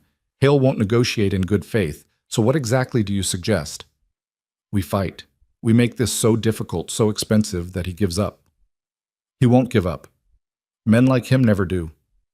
They stood facing each other in the growing darkness, the impossible situation crushing them both. Finally, Caleb spoke, his voice rough with emotion. "I lost Sarah because I couldn't save her. I won't lose you to a bastard like Hale, even if it means losing everything else." The words hit Evelyn like a physical blow. "Caleb, I mean it. The ranch can be rebuilt. Land can be bought again, but I won't stand by and watch him take you. We'll find another way, or we'll go down fighting. Those are the only options I'm willing to consider." Before Evelyn could respond, Dutch came running from the bunkhouse, his face urgent in the lamplight. "Boss, rider's coming fast. Looks like trouble." They all turned toward the sound of hoofbeats, multiple horses approaching at speed. Caleb's hand went to his rifle as 8 men emerged from the darkness, torches blazing. Hale's hired guns. But they weren't stopping at the gate. They were spreading out, surrounding the ranch house, their intentions clear. "Inside!" Caleb shouted. "Everyone inside now!" They scrambled for the house as the first gunshot cracked through the night air. Glass shattered in the front window. Rosa screamed. Miguel tried to stand, his injured leg buckling. Caleb returned fire through the broken window, his shots precise and controlled. Dutch positioned himself at another window, Pete at the back door. The ranch hands who'd been in the bunkhouse came running, grabbing weapons, taking defensive positions. "They're trying to burn us out," Pete shouted as a torch landed on the porch, flames catching on dry wood. Evelyn grabbed a bucket of water, dousing the flames before they could spread. Another torch landed near the barn. Then another. Hale wanted them destroyed. Not just defeated, but eliminated. He'd sent his men to finish this tonight, one way or another. A bullet slammed into the doorframe near Evelyn's head. She dropped to the floor, her heart pounding. This was war, and they were outnumbered and outgunned. Caleb fired again, and one of the riders fell from his horse with a scream. But there were still 7 of them, and only a handful defending the ranch. "We can't hold them off forever," Dutch's voice was grim. "We need help." As if in answer, more gunfire erupted, but from a different direction. Evelyn risked a glance through the window and saw new riders approaching, at least 15 of them, firing on Hale's men from behind. The tide turned instantly. Hale's hired guns, caught between 2 forces, broke and ran. Within minutes, the attack was over, the night falling into ringing silence broken only by the crackling of small fires being extinguished. Caleb opened the door cautiously. The new riders approached slowly, hands raised in peace. The leader dismounted, a stocky man in his 50s with a sheriff's badge glinting on his vest. "Sheriff Dawson," Caleb said, relief evident in his voice. "How did you—" "Got word from Judge Morrison that there might be trouble. Rounded up some deputized volunteers." Dawson looked around at the damage. Broken windows, scorched porch, bullet holes in the walls. "Looks like we got here just in time." "Hale sent them," Evelyn said, emerging from the house. "Victor Hale. He's trying to force foreclosure on the ranch." Dawson's expression hardened. "Foreclosure's one thing. Attempted murder's another. Where's this Hale staying?" "Hotel in Bitter Creek." "Then I suggest we have a conversation with him. Tonight." Dawson turned to his men. "Half of you stay here. Make sure there's no second attack. The rest, with me." They rode hard for town, Caleb and Evelyn with them, arriving at the hotel near midnight. Dawson pounded on Hale's door until the man appeared, his hair disheveled, his expression shifting from annoyance to fear as he saw the armed men in the hallway. "Victor Hale, you're under arrest for conspiracy to commit murder and arson." "That's absurd. I've done nothing." "Your men attacked the Rourke Ranch tonight, killed 1 man, wounded 2 others. They're in custody and they're talking." Dawson's smile was sharp. "Seems they're not as loyal as you thought, especially when facing hanging charges." Hale's face went pale. "I want a lawyer." "You'll get one. In the meantime, you're spending the night in a cell." Dawson gestured to his deputies. "Take him." As Hale was led away in handcuffs, he looked back at Evelyn with pure hatred. "This isn't over. The debt still exists. The foreclosure still stands." "Actually," Judge Morrison said, appearing from a doorway down the hall, "it doesn't. I've been reviewing the loan documents. Turns out the bank didn't have authority to sell that note without Rourke's consent. The sale is void. The original loan terms stand." He looked at Caleb. "Which means you've got 6 months to make payment, as originally agreed." Caleb's knees nearly buckled with relief. "Judge, I don't know how to thank you." "Thank your wife. She came to see me 2 days ago, asked me to review the paperwork." "Good instincts, Mrs. Rourke." Morrison smiled. "And as for Hale, he'll be occupied with criminal charges for quite some time. By the time those are resolved, if they ever are, I suspect you'll have found a way to handle the legitimate debt." They rode back to the ranch as dawn broke over the horizon, painting the sky in shades of pink and gold. The deputies who'd stayed behind had cleaned up the worst of the damage. Rosa was already in the kitchen preparing breakfast for the exhausted men. Caleb and Evelyn stood on the porch, looking out over land that was still theirs, at least for now. "You went to the judge without telling me," Caleb said. "I thought it was worth checking the legal details. Hale's too confident. I figured he might have made a mistake." "You saved us. You know that, right?" Evelyn shook her head. "We saved each other. That's what partnership means." Caleb took her hand, his rough fingers intertwining with hers. "I meant what I said. I wouldn't have let him take you, even if it cost me everything." "I know." She squeezed his hand. "And I wouldn't have let you lose the ranch if there was any way to prevent it." They stood together in the growing light, bound by legal documents and mutual respect, and something deeper that neither of them was ready to name yet.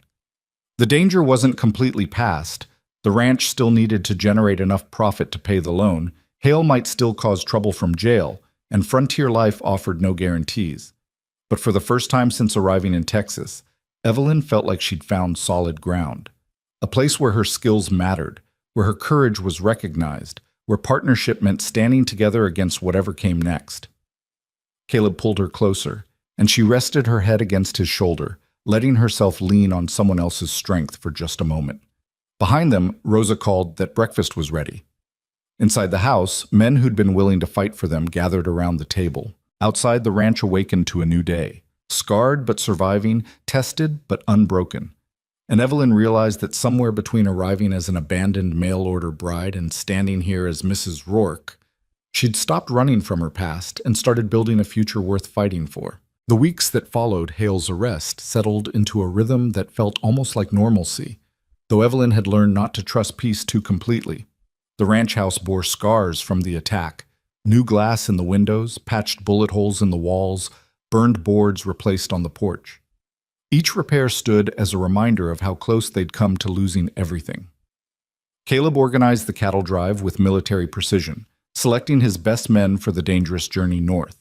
Dutch would lead, taking Pete and 4 others who knew the trail. They'd move 200 head through unpredictable territory, gambling everything on Kansas prices being high enough to cover the debt. The morning they left, Evelyn stood beside Caleb watching the cattle stream through the gate, the men riding alongside with practiced ease. Dust rose in golden clouds, catching the early sunlight. 3 weeks, Caleb said quietly. Maybe 4 if they hit bad weather. They'll make it. Evelyn tried to sound more confident than she felt. Dutch knows what he's doing. Yeah, but knowing and succeeding aren't always the same thing. He turned to her. While they're gone, we need to keep this place running. Can't let everything fall apart waiting for them to come back. So they worked. Evelyn tended the remaining ranch hands, treating injuries that ranged from minor cuts to a nasty infection that required lancing and draining. She spent hours with Rosa learning to preserve food, to manage a household that fed hungry men day after day, to understand the 1,000 small tasks that kept a ranch functioning. And slowly, carefully, she and Caleb began learning each other. It happened in small moments. The way he brought her coffee in the morning, remembering she liked it strong and black. The way she started checking the condition of his hands, treating blisters and cuts before they could become serious problems. Conversations that stretched into the evening after the work was done, sitting on the porch as darkness fell and stars emerged. "Tell me about Sarah," Evelyn said one night, the words coming out before she could reconsider. Caleb was quiet for so long she thought he wouldn't answer. Then he spoke, his voice rough with old grief. "Met her at a barn dance. She was 17, daughter of a farmer 2 counties over, prettiest girl I'd ever seen, and she laughed at my terrible jokes." He smiled at the memory. Married her 6 months later. She was young, maybe too young, but she loved this ranch. Loved the wide open spaces. "How long were you married?" 3 years, good years mostly. She got pregnant in the 3rd year and we were so damn happy. His hands clenched on the porch railing. But the pregnancy was hard. She got sick, couldn't keep food down. Doc said it sometimes happened, that she'd get better. She didn't. Evelyn waited, letting him take his time. "I was out checking the north fence line when her labor started. By the time I got back," his voice cracked. "Doc tried everything. Baby was breech, got stuck. Sarah bled too much. I held her hand and watched her die, and there wasn't a damn thing I could do about it." "I'm sorry," Evelyn said softly. "That's a terrible loss. Worst part is wondering if she'd have lived if I'd been there sooner, if I'd called Doc earlier, if I'd done something different." He looked at Evelyn. "That's why when you showed up with real medical training, I knew I had to keep you here. Can't bring Sarah back, but maybe you can save the next person." The weight of that expectation settled over Evelyn like a heavy blanket. "Caleb, I'm good at what I do, but I'm not a miracle worker. Sometimes people die despite our best efforts." "I know, but having you here means we got a fighting chance. That's more than we had before." 2 weeks into the cattle drive's absence, a rider came from town with news that turned Evelyn's blood cold. Victor Hale had posted bail and disappeared. The sheriff had no idea where he'd gone. Caleb immediately doubled the watch, assigned men to patrol the property at night, and made sure everyone stayed armed. The ranch took on the feel of a fortress under siege, everyone watching the horizon for threats. But the attack didn't come from outside. It started with Miguel complaining of headache and fever. Evelyn examined him, finding his injury site red and swollen despite weeks of healing. Infection, serious and spreading fast. I need to reopen the wound, she told Caleb. Clean it properly. It's going to be painful, and there's no guarantee it'll work. Miguel, overhearing, spoke up from his cot. Do what you need to, Doctora. I trust you. Evelyn worked by lamplight, Rosa assisting, Caleb holding Miguel down as Evelyn reopened the partially healed wound and cleaned away infected tissue. Miguel's screams echoed through the house. The other ranch hands gathered in the doorway, their faces pale, watching their friend suffer. When it was done, Miguel was unconscious from pain and laudanum, his leg rebandaged, his fever raging. Will he make it? Rosa asked, her voice trembling. I don't know. The infection's deep. If it's in his blood... Evelyn couldn't finish the sentence. If the infection had gone systemic, there was nothing more she could do. She stayed up all night, checking Miguel's fever, changing cold compresses, forcing water between his lips when he was conscious enough to swallow. Caleb stayed with her, keeping the fire going, heating water, his presence a steady anchor. As dawn broke, Miguel's fever hadn't broken. His skin was gray, his breathing shallow. Talk to me, Caleb said quietly. What are you thinking? I'm thinking I might lose him. Evelyn's voice was tight with frustration. I did everything right. The surgery was clean, the bandaging proper, the wound care textbook perfect. But sometimes that's not enough. Then it's not your fault. Tell that to Rosa. Tell that to his family. She pressed her hands against her eyes. You said you kept me here because I might save the next person. What happens when I can't? Caleb took her hands, pulling them away from her face, making her look at him. Then you did your best, and that's all anyone can ask. Miguel knew the risks. He'd still choose to have you try rather than do nothing. By midday, Miguel's fever broke. By evening, he was conscious and asking for food. By the next morning, the wound showed signs of healing, pink, healthy tissue instead of angry red infection. Evelyn sat beside his cot, exhausted and relieved in equal measure. You scared me, she told him. Miguel managed a weak smile. Scared myself, Doctora, but you saved me again. Rosa was right about your hands being blessed. It wasn't blessing, it was medical knowledge and luck. Maybe, but I'm still alive, and I got you to thank for it. The near loss shook Evelyn more than she wanted to admit. That night, unable to sleep, she found herself standing in the doorway of Caleb's room. He was awake, sitting on the edge of his bed in the darkness. Can't sleep either? He asked. Keep thinking about Miguel, how close it was. Caleb stood, crossing the room to stand before her. But he lived. You saved him. This time. What about next time? What if the next person I can't save is someone... She stopped, unable to voice the fear that had been growing. What if it was Caleb? What if she failed when it mattered most? He seemed to understand without her saying it. Evelyn, you can't live in fear of what might happen. We do dangerous work out here. People get hurt, sometimes killed. Having you here means we got better odds, but you can't carry the weight of every possible tragedy. How do you do it? How do you keep going after losing Sarah? Caleb was quiet for a long moment. Honestly, some days I don't know. I just put one foot in front of the other and keep working, because the alternative is giving up, and this ranch won't survive that. He reached out, tucking a loose strand of hair behind her ear. But it's easier now, having you here, having someone to share the weight with. The touch was gentle, and Evelyn found herself leaning into it. Caleb, I know this wasn't a love match. I know we got married for practical reasons. His hand moved to cup her cheek. But somewhere along the way, you became more than just the ranch doctor to me. You became essential. Evelyn's heart hammered in her chest. I feel the same way. I didn't expect to, but I do. He leaned down slowly, giving her time to pull away if she wanted. She didn't. Their lips met in a kiss that was nothing like the chaste peck at their wedding. This was heat and need, and the acknowledgement of feelings they'd both been trying to ignore. When they finally broke apart, both breathing hard, Caleb rested his forehead against hers. Come to bed with me. Not because you have to, but because you want to. Evelyn nodded, unable to find words. He took her hand and led her back into his room, and for the first time since their marriage, the guest room stayed empty. The next morning, Evelyn woke wrapped in Caleb's arms, the first light filtering through the windows. She felt different, not just physically, though there was that, but fundamentally changed. She'd chosen this. Not out of fear or necessity, but genuine desire. Caleb stirred, his arms tightening around her. "Morning," he murmured against her hair. "Morning. Any regrets?" She considered the question seriously. "No. You?" "Not a single one." He kissed her temple. "But we should probably get up before Rosa comes looking for us. Woman's got a sixth sense about these things." They dressed and headed downstairs to find Rosa already in the kitchen, a knowing smile on her face as she handed them both coffee.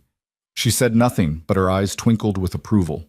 The days that followed felt lighter somehow, despite the constant worry about the cattle drive and the threat of hail still looming. Evelyn and Caleb fell into a new rhythm, working together during the day, finding each other at night, building something real from the practical arrangement they'd started with.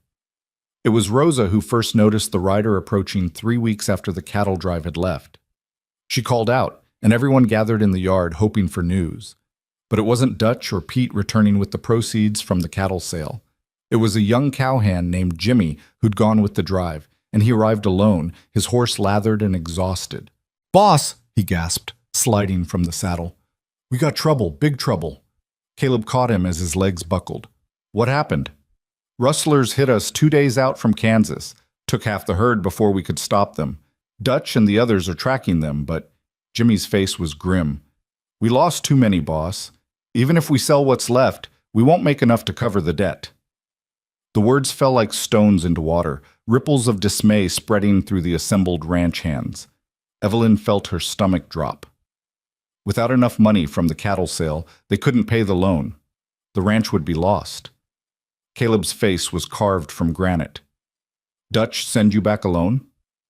"Yes, sir. Said you needed to know right away. Said to tell you he's sorry." "Not his fault." Caleb looked at Evelyn, and she saw the defeat in his eyes. "Rustlers are part of the risk. We knew that." "What do we do now?" one of the hands asked. Before Caleb could answer, another rider appeared on the horizon. Then another. Within minutes, a group of 6 men arrived, led by Sheriff Dawson. "Rourke," Dawson said, dismounting. "Got news. Found Victor Hale." Evelyn's breath caught. "Where?" "Mexico. Crossed the border 3 days ago." Dawson's expression was grim. "He won't be coming back." Turns out he had arrest warrants in 3 states. Fraud, extortion, conspiracy. Federal marshals want him too. Man's on the run for the rest of his life. Relief flooded through Evelyn so intensely she had to sit down. Hale was gone. The threat that had chased her across the country, that had nearly destroyed them, was finally eliminated. But Caleb's expression didn't lighten. "That's good news, Sheriff. But we got another problem. The cattle drive was hit by rustlers. We won't have enough to pay the bank loan." Dawson frowned. "That is a problem, but maybe not an insurmountable one." He glanced at his men. "We came out here for another reason, too." Town council took a vote. Bitter Creek needs a proper doctor. Doc Brennan's retiring, moving to live with his daughter in Kansas. They're offering $400 a year plus a house to whoever takes the position.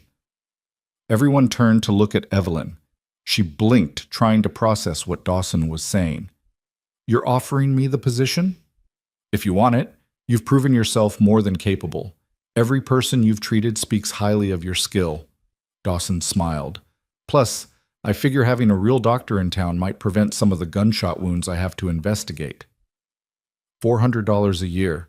It wasn't enough to cover the whole debt, but combined with whatever the remaining cattle brought in, plus the ranch's other assets.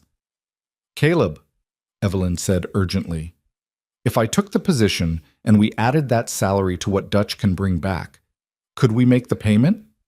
Caleb's mind was clearly working through calculations. Might be close. Damn close. But if we sold some of the horses we'd planned to keep, cut costs to the bone for the next few months. His expression shifted from defeat to cautious hope. "Yeah, we might just make it." "Then I'll take it," Evelyn said immediately. "When do I start?" "Soon as you're ready. Doc Brennan's leaving end of the month. Gives you 2 weeks to transition." After Dawson left, Evelyn and Caleb sat on the porch, both stunned by how quickly their fortunes had reversed. Disaster averted by the narrowest of margins. "Town doctor," Caleb said. That's prestigious, respectable. It's also a lot of work. House calls, emergencies at all hours. Evelyn looked at him. But I can still help here on the ranch. The clinic will be in town, but this is my home. Home. The word felt right in a way nothing had since Philadelphia. This ranch, these people, this man beside her, somewhere along the way, they'd become hers, and she'd become theirs. 2 days later, a messenger arrived from town with a telegram. Evelyn's hands shook as she opened it, fearing more bad news. Instead, she found a message from a lawyer in Philadelphia. The courts had finalized the settlement of her father's estate. After all debts were paid, a small amount remained. $3,000 that had been held in a trust her father couldn't access. It was being transferred to her as the legal heir. $3,000. Added to the cattle sale, her salary, and the sale of some horses, it would be enough. More than enough. They could pay the debt and have a cushion for emergencies. Evelyn showed the telegram to Caleb, watching emotions play across his face, relief, joy, and something deeper. "We're going to make it," he said, pulling her into his arms. "Against all odds, we're actually going to make it." That night, they celebrated with Rosa's best cooking and the ranch hands raising toast to their survival. But later, alone in their room, Caleb grew serious. "When you came here, you were running from your past, trying to escape everything you'd been." He took her hands. "Now you got a chance to be something new. Town doctor, respectable position. You don't have to be the woman who worked in a saloon or married a rancher out of desperation. You can just be Dr. Rourke." "I am Dr. Rourke," Evelyn said. "But I'm also the woman who worked in Murphy's saloon and didn't apologize for it. The woman who married you when we barely knew each other and made it work through sheer determination. I'm not erasing any of that. It all brought me here." Caleb smiled, the expression transforming his weathered face. "Good. Because I fell for all of you, not just the respectable parts." 2 weeks later, Dutch and the others returned with what remained of the herd and the proceeds from the sale. It was less than they'd hoped, but combined with everything else, it was enough. Evelyn took the position as Bitter Creek's doctor, moving into the small house the town provided while keeping her room at the ranch for the night she stayed over. She treated farmers and cowboys, working girls and respectable matrons, asking no questions and turning no one away. But it was during one of those routine house calls that everything changed again. She'd been summoned to the Peterson farm to check on their daughter, who'd been running a fever for 3 days. Simple enough, childhood illness, probably nothing serious. But when she arrived and examined the girl, she found something else. Bruises in various stages of healing. Burns that looked like cigar marks. A pattern of injuries that spoke of systematic abuse. "How did Jenny get these?" Evelyn asked Mrs. Peterson, keeping her voice neutral. The woman's eyes slid away. "She's clumsy, always falling, getting into things." The girl, perhaps 8 years old, said nothing. But her eyes spoke volumes: fear, pain, resignation. Evelyn's medical training warred with her instincts. Reporting this could destroy a family, but ignoring it could cost a child's life. "Mrs. Peterson, these injuries aren't consistent with accidents. Someone is hurting Jenny deliberately." The woman's face went white, then red. "How dare you? Get out of my house." "Not until I know Jenny's safe." "I said get out!" Evelyn left, but she went straight to Sheriff Dawson. By evening, Jenny had been removed from her home, and her father, the source of the abuse, was in custody. The town split down the middle. Half supported Evelyn's intervention, half condemned her for interfering in family business. Whispers started about the uppity lady doctor who didn't know her place. It came to a head 3 days later when Evelyn was treating a patient and Mrs. Peterson burst into the clinic. "You destroyed my family!" she screamed. "My husband's in jail because of you. How am I supposed to feed my children?" "Your husband is in jail because he beat your daughter," Evelyn said quietly. "That's not my fault." "You had no right to interfere." Other people had gathered outside, drawn by the shouting. Evelyn could see their faces through the window, some sympathetic, some condemning, all judging. She thought about backing down, apologizing, trying to smooth things over. That's what Philadelphia society would have demanded. Keep the peace, don't make waves, preserve appearances. But she wasn't that woman anymore. "I had every right," Evelyn said, her voice carrying to the crowd outside. "I'm a doctor. When I see someone being hurt, especially a child, I have an obligation to help. If that makes me unpopular, so be it. I'd rather be hated for doing the right thing than loved for looking the other way." Mrs. Peterson stormed out. The crowd dispersed, still murmuring. But that evening, a different woman came to the clinic. Older, worn down by life, with a black eye she tried to hide beneath a bonnet. "Doc Rourke," she said quietly, "I heard what you did for the Peterson girl. I was wondering, could you help me too?" Evelyn ushered her inside, and the woman told a story of years of abuse, of thinking she had no options, of believing it was her fault. When she left an hour later, she had a plan, resources, and the knowledge that someone was willing to stand with her. Word spread. More women came, seeking help for themselves or their children. Evelyn found herself doing more than just medicine. She was offering hope, standing witness, refusing to accept that suffering was inevitable. But it came at a cost. Some families refused to see her. Some businesses made it clear she wasn't welcome. The town's social hierarchy, such as it was, closed ranks against the woman who wouldn't stay in her place. Caleb found her one evening sitting in the clinic after hours, staring at the empty waiting room. "Heard you had trouble today," he said gently. "Mrs. Whitmore refused to let me treat her son's broken arm, said she'd rather let Doc Brennan handle it, even though he's already left town. Would rather risk her son's health than be associated with me." "That's on her, not you." "Is it?" Evelyn's frustration spilled over. "Maybe I should have kept quiet about Jenny. Maybe I should have minded my own business. At least then I could actually do my job." Caleb sat beside her, taking her hand. "You know that's not true. If you'd stayed quiet, Jenny would still be getting hurt, and you'd have to live with knowing you could have helped, but didn't. I thought being town doctor would give me legitimacy, respect. Instead, I'm more controversial than when I worked at the saloon. You're controversial because you're good at what you do and you're not afraid to use that skill, even when it's inconvenient for powerful people." Caleb squeezed her hand. "That's exactly why this town needs you." A week later, validation came from an unexpected source. The mayor's wife went into early labor, and the baby was breech. Exactly the situation that had killed Sarah. The mayor came to Evelyn's clinic at midnight, desperate and terrified. Evelyn worked for 6 hours, manipulating the baby into the correct position, managing the delivery with every skill her father had taught her. When dawn broke, mother and baby were both alive and healthy. The mayor, tears streaming down his face, gripped Evelyn's hands. "You saved them both. Doc, I can't ever repay you. You can support my clinic. You can make it clear that women and children who need help are welcome here. No judgment." He nodded.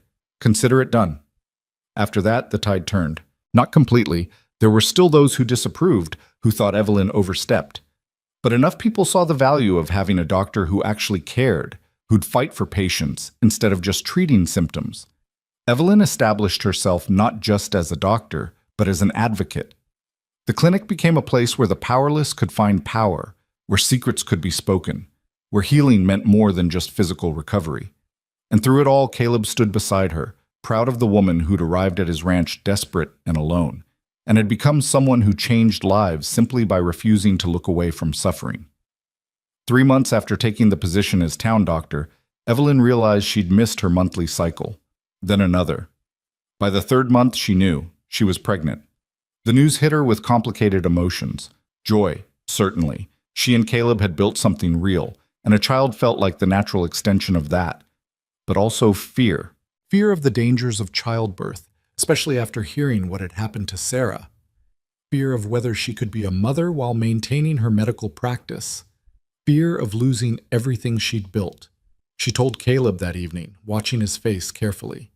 He went pale, then sat down hard. "Are you sure?" "I'm a doctor, Caleb. I know the signs." For a long moment, he said nothing. Then he looked up at her with eyes full of terror and hope. "I can't lose you. Not like I lost Sarah." Evelyn knelt before him, taking his hands. "You won't. I'm healthy, strong, and I know what to watch for, what complications to avoid. I'll take every precaution. Promise me if anything goes wrong, you'll choose yourself. Promise me you won't try to save the baby if it means risking your life." The request was born from old trauma, old loss. Evelyn understood it even as it broke her heart. I promise I'll do everything possible to ensure we both survive. That's the best I can offer, best I can. It wasn't enough to erase his fear, but it was enough to let them move forward. As Evelyn's pregnancy progressed, she continued working, treating patients until her growing belly made some tasks difficult. Rosa fussed over her constantly, preparing special foods, insisting she rest more. The ranch hands treated her like fragile glass, rushing to help with anything heavy. But it was a young ranch hand named Tommy who brought the crisis that would test everything Evelyn had built. Tommy was 17, eager and reckless, and he got himself gored by a bull while trying to prove his bravery. The other hands brought him to Evelyn's clinic, his abdomen torn open, blood everywhere. She was 6 months pregnant. Standing for hours would be exhausting. The surgery required would be complex and dangerous, and she was the only doctor within 50 miles. "Get him on the table," she ordered, pushing aside her own discomfort. "Rosa, I need you to assist. Caleb, keep him conscious and talking." The surgery took 4 hours. Evelyn's back screamed with pain from standing. Her swollen feet ached, and twice she had to pause to catch her breath. But her hand stayed steady, her focus absolute. She repaired torn tissue, stitched internal injuries, cleaned and closed the wound. When it was done, Tommy was unconscious but stable. His chances better than they had any right to be. Evelyn made it to a chair before her legs gave out. Caleb caught her, his face pale with worry. "You shouldn't have done that, not in your condition." "He would have died. There was no choice." "There's always a choice. You could have—" "What? Let him bleed out because I'm pregnant?" Evelyn's voice was sharp with exhaustion and frustration. "That's not who I am, Caleb. You know that." They stared at each other, the fundamental conflict exposed. His need to protect her, her refusal to be protected at the expense of her calling. Finally, Caleb exhaled slowly.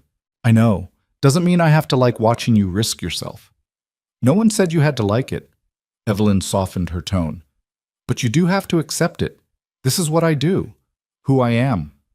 Tommy recovered, and Evelyn continued working, though she started training Rosa in basic medical care, preparing for the time when she'd need to step back. When her labor started on a cold November morning, Evelyn was ready. She'd made arrangements, prepared supplies, and chosen Rosa to assist since she couldn't deliver her own child. But labor had plans of its own. What should have been straightforward became complicated when the baby's heartbeat started dropping. Evelyn, caught between being patient and physician, had to make impossible decisions while racked with pain. "Something's wrong," she gasped between contractions. "The cord might be compressed. Rosa, you need to check."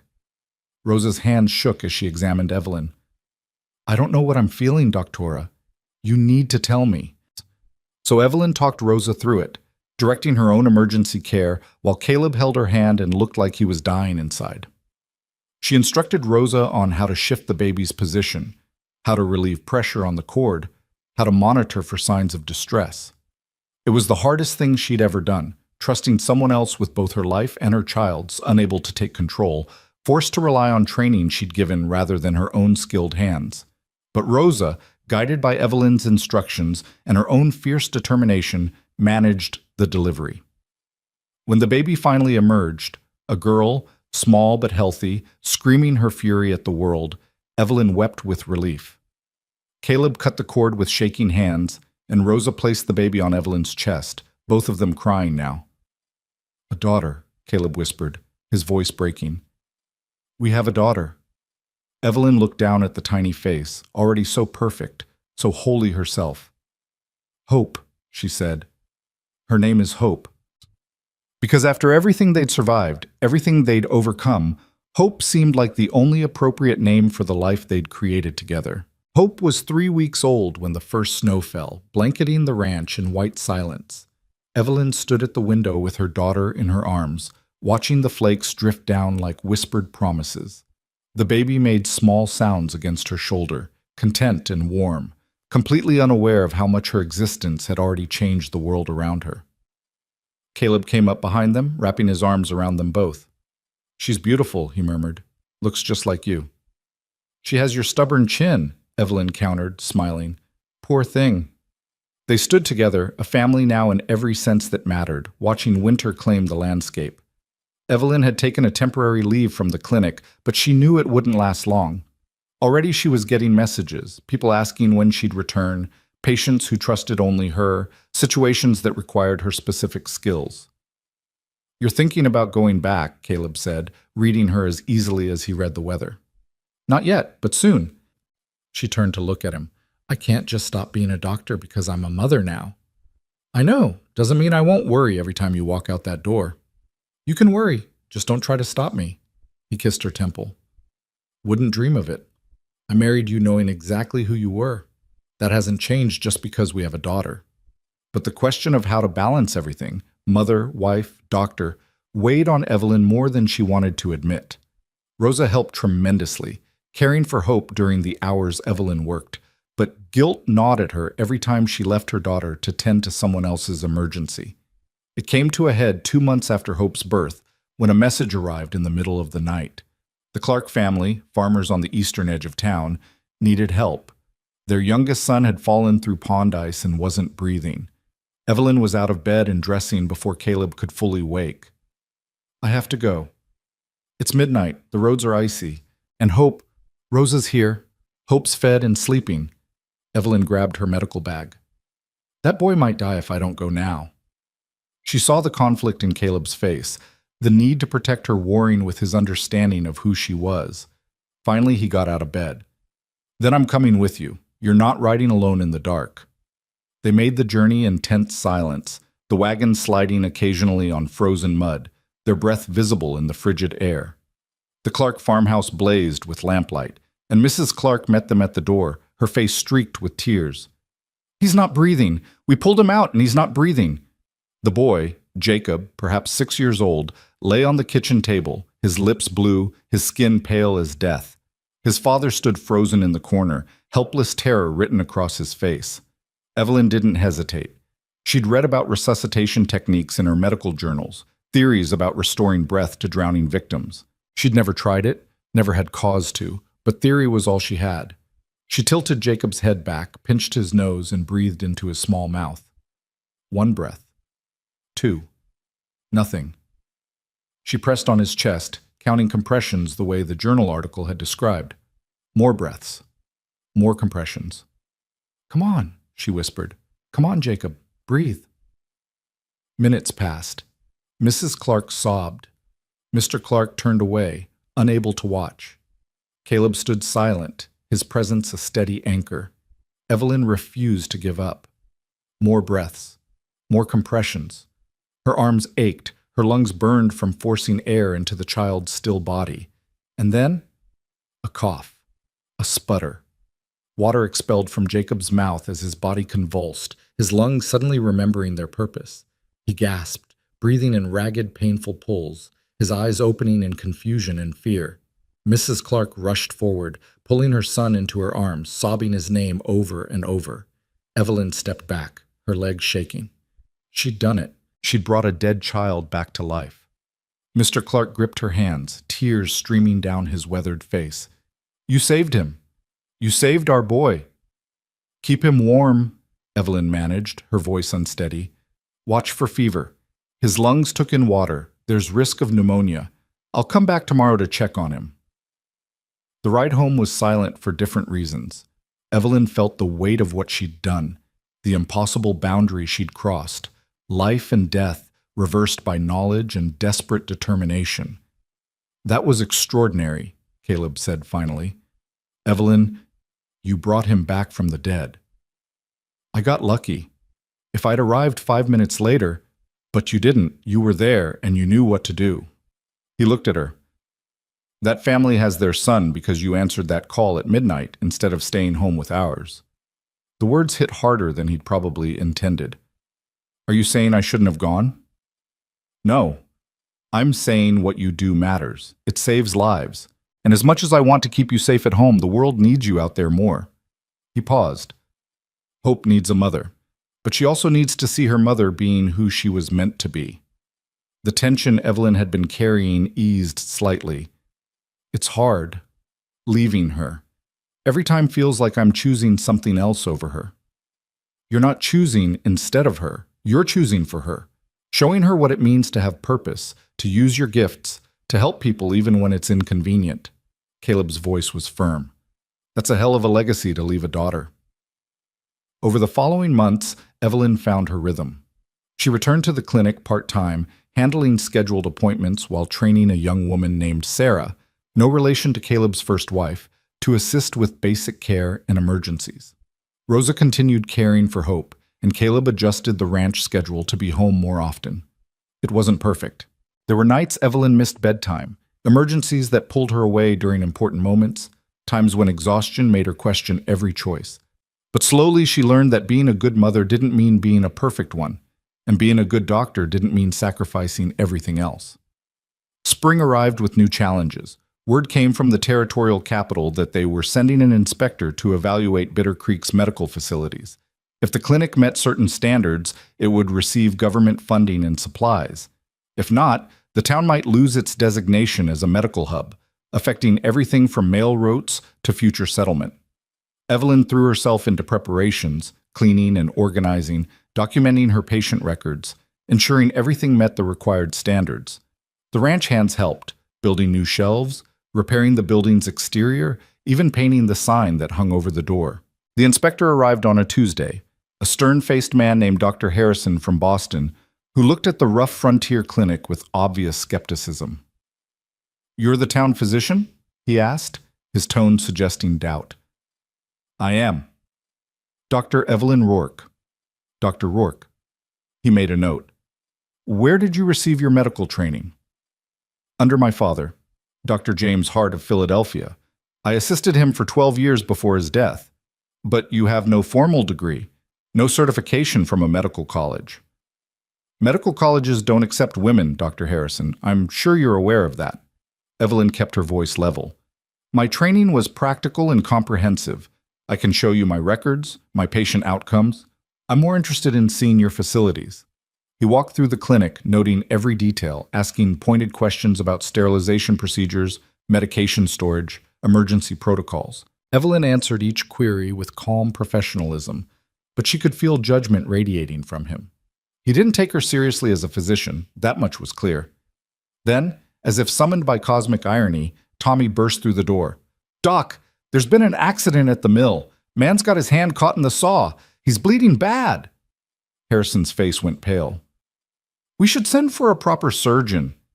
"Nearest surgeon is 2 days away," Evelyn said, already grabbing her medical kit. "If you want to observe actual medical practice, Dr. Harrison, I suggest you follow me." The mill was chaos. The injured man, a worker named Frank, had his hand mangled in the saw blade, blood pooling on the floor beneath him. He was conscious but in shock, his face gray. Evelyn assessed the damage quickly. 2 fingers completely severed, the others badly lacerated, bone visible. "Get me clean water, whiskey, and every lamp you can find. I need light." She worked while Harrison watched, his earlier skepticism transforming into something else as she cleaned the wound, debrided damaged tissue, and made the agonizing decision to amputate what couldn't be saved.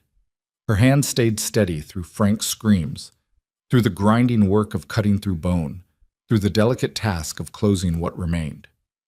2 hours later, Frank was bandaged and resting, his hand reduced but alive. Infection was still a risk, but she'd done everything possible to give him a fighting chance. Evelyn washed blood from her hands, aware of Harrison standing silent in the doorway. "That was exceptional work," he said finally. "I've seen trained surgeons do worse in better conditions." "Thank you."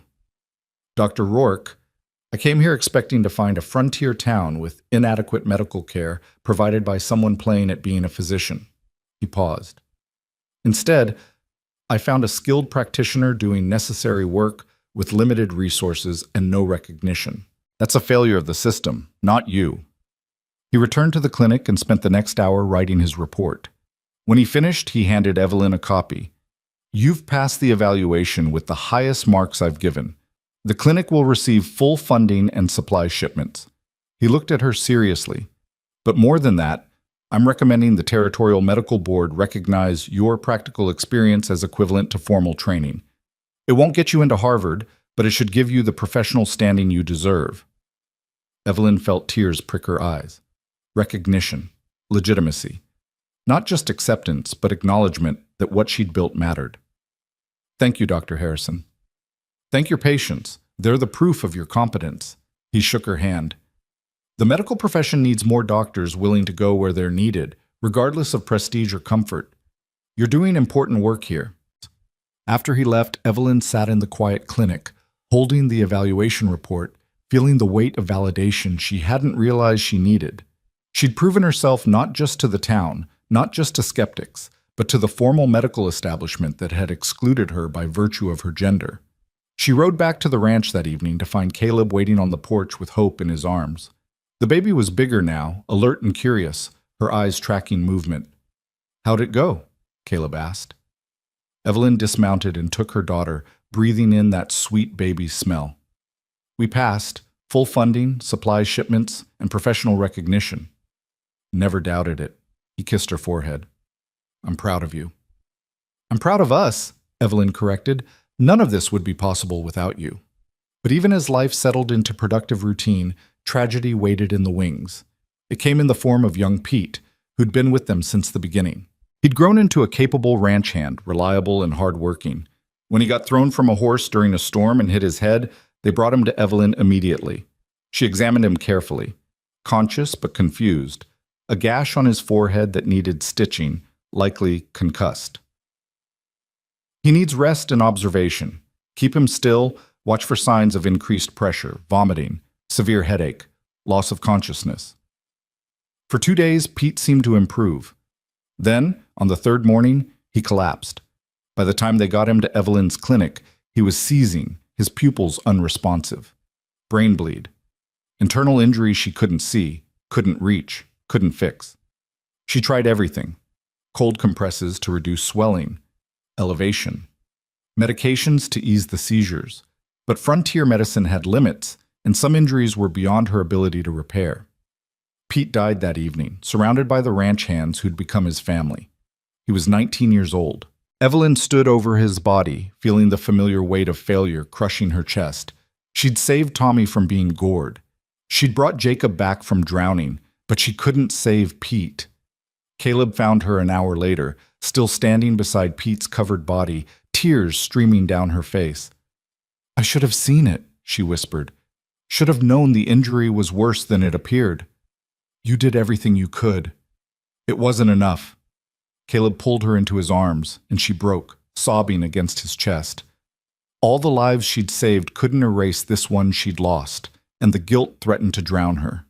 The funeral was held 3 days later, the whole town turning out to honor a young man who'd died too soon.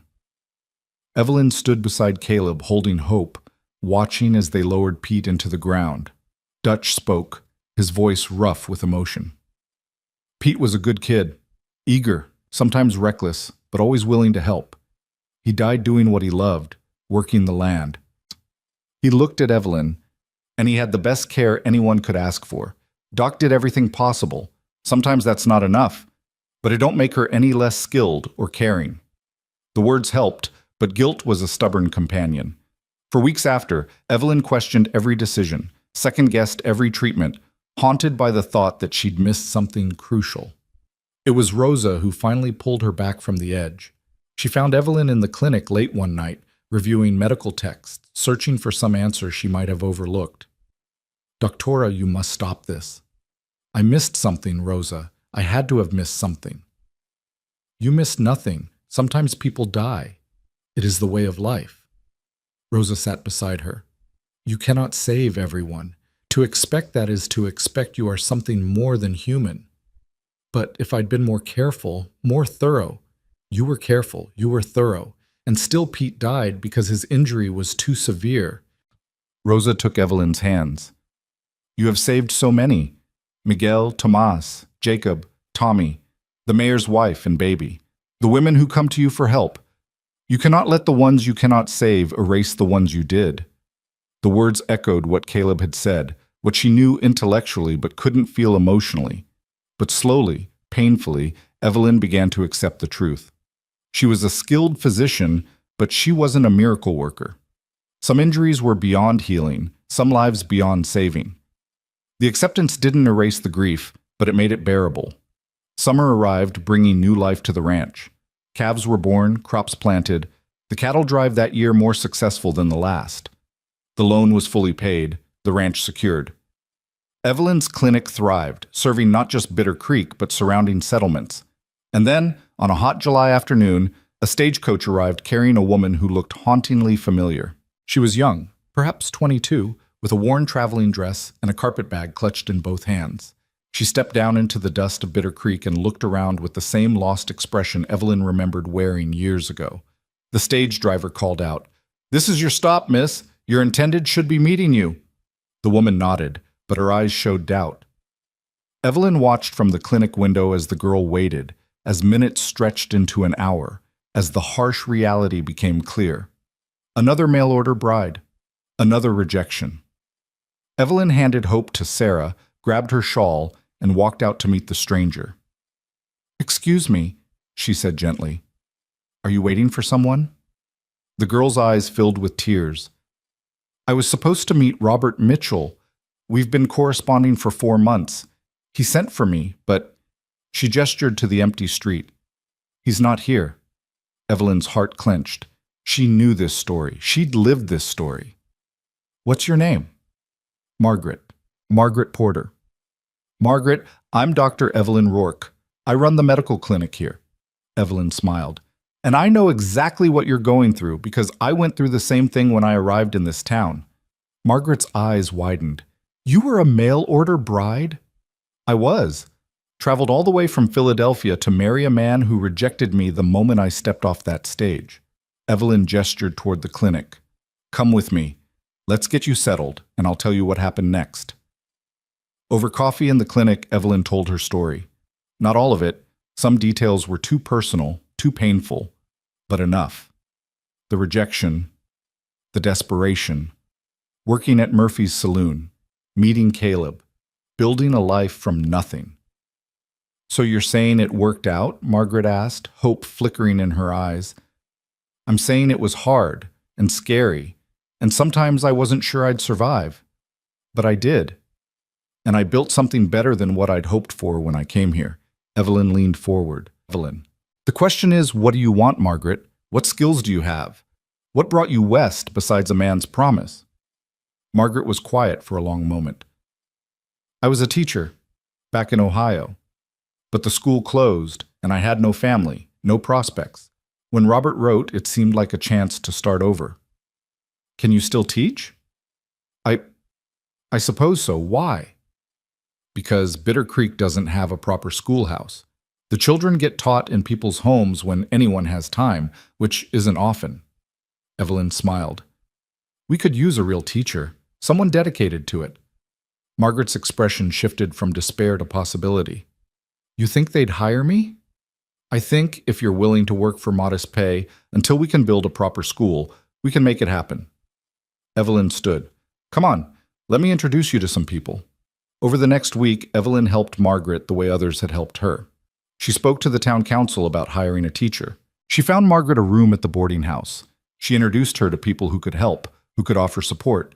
And she watched Margaret transform from a rejected mail-order bride into someone with purpose, someone who'd found her place not through marriage but through her own capabilities. 2 months later, the town held a celebration for the opening of Bitter Creek's first official schoolhouse, a simple building but solid and well-built. Margaret stood at the front, nervous but determined, as 15 children filed in for the first day of lessons.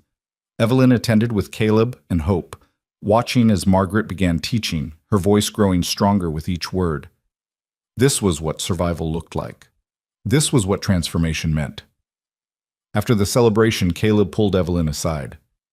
"You did a good thing helping her. I just gave her the same chance someone gave me. More than that, you showed her she didn't need rescuing. She needed opportunity." He looked at her seriously. "You've built something important here, Evelyn. Not just the medical practice, but a whole network of people helping each other, refusing to accept that circumstances define destiny." "We built it," Evelyn corrected. "Together." They walked home as evening fell, Hope drowsing in Caleb's arms. The ranch spread before them, land they'd fought to keep, a home they'd built against all odds. That night, after Hope was asleep and the house quiet, Evelyn stood on the porch looking at the stars. Caleb joined her, wrapping a blanket around her shoulders. "What are you thinking about?" he asked. "How far we've come. How different everything is from what I expected." She leaned into him. "When I stepped off that stagecoach 3 years ago, I was running from everything. Now I can't imagine being anywhere else." "No regrets?" Evelyn considered the question seriously. "About leaving Philadelphia? No. About Thomas Warren rejecting me? No. About every hard choice and difficult moment that brought me here?" She looked up at Caleb. "Not a single one." He kissed her, soft and sweet, a promise renewed. "Good, because I can't imagine this life without you in it." The years that followed brought their share of challenges.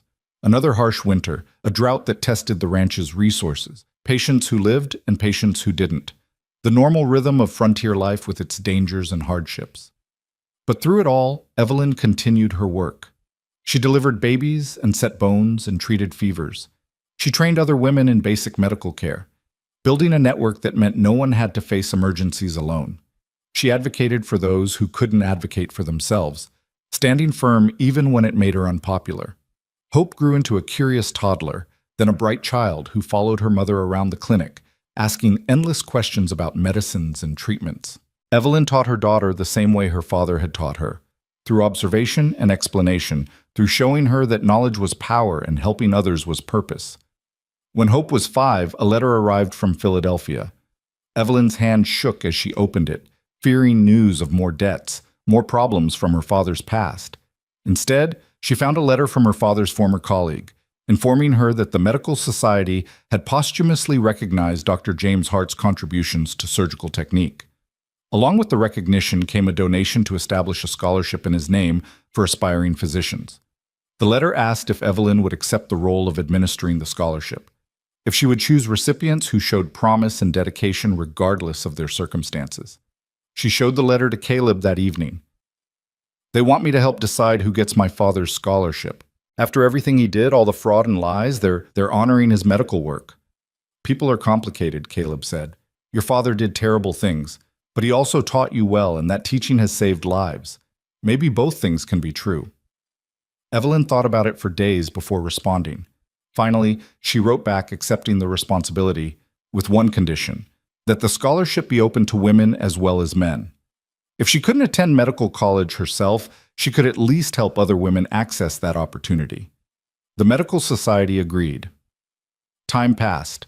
Hope started school under Margaret's teaching. The clinic expanded, adding a second room for surgeries. The ranch prospered, weathering hard times through careful management and sheer determination. And Evelyn became exactly what she'd promised that first day on Caleb's ranch. Not just a doctor, but a healer who changed the community simply by refusing to accept that circumstances define destiny. On Hope's 10th birthday, they held a celebration at the ranch. The whole town came, ranch hands and townspeople, patients and friends, people whose lives Evelyn had touched in ways large and small. Margaret brought her students to sing. Rosa prepared a feast. Dutch told embarrassing stories about the early days. The mayor gave a speech about how Dr. Rourke had transformed Bitter Creek's medical care. But it was Hope who gave the most meaningful gift. She presented her mother with a drawing, crude but heartfelt, showing Evelyn at work in the clinic, surrounded by patients, with words carefully printed at the bottom. "My mother helps people. When I grow up, I want to help people too." Evelyn held the drawing, tears streaming down her face, feeling the weight of legacy and love and purpose all wrapped together. Later, after the guests had left and Hope was asleep and the house quiet, Evelyn and Caleb sat on the porch watching the sunset paint the sky in impossible colors. "Do you ever wonder what would have happened if Thomas Warren hadn't rejected you?" Caleb asked. Evelyn considered it. "Sometimes, but I think it would have been a smaller life. Safer, maybe, more conventional, but smaller." "No regrets about any of it? About being rejected? About working in a saloon? About marrying a stranger out of desperation?" She smiled. "Not a single one. Because all of it brought me here. To you, to hope, to work that matters, and a life that feels real." Caleb took her hand, their fingers intertwining with the ease of long practice. "I love you, Evelyn Rourke. Not just for what you do or how strong you are, but for who you decided to become when everything fell apart." I love you too, for giving me the chance to become her. They sat in comfortable silence as darkness fell and stars emerged, two people who'd built a life from the wreckage of their pasts, who'd chosen each other again and again through every challenge and triumph. Years later, when Margaret married one of the ranch hands and Evelyn delivered her first baby, the cycle of help and hope continued. When young women arrived in Bitter Creek lost and afraid, they found not just a doctor but a network of support, proof that rejection could become opportunity and survival could become purpose. Evelyn's clinic became legendary in the territory, the place where no one was turned away, where women could seek help without judgment, where skill and compassion mattered more than convention. Medical students came from back east to observe her techniques. Other frontier towns requested advice on establishing their own clinics. And through it all, Evelyn remained grounded in the reality of frontier life. She knew she wasn't a miracle worker. She knew there were patients she couldn't save, problems she couldn't solve. But she also knew that showing up, trying, refusing to look away from suffering, that mattered. That changed lives. Hope grew into a young woman who inherited her mother's dedication and her father's steady strength. She apprenticed in the clinic, learning medicine the same way Evelyn had, through observation and practice and careful teaching. On Hope's 18th birthday, she announced her intention to apply to medical college, using her grandmother's scholarship. "You could learn everything here," Evelyn said, though her heart swelled with pride. "I could teach you." "I know, but I want the formal training, the credentials. So when I come back, and I will come back, I can do even more than you've been able to do."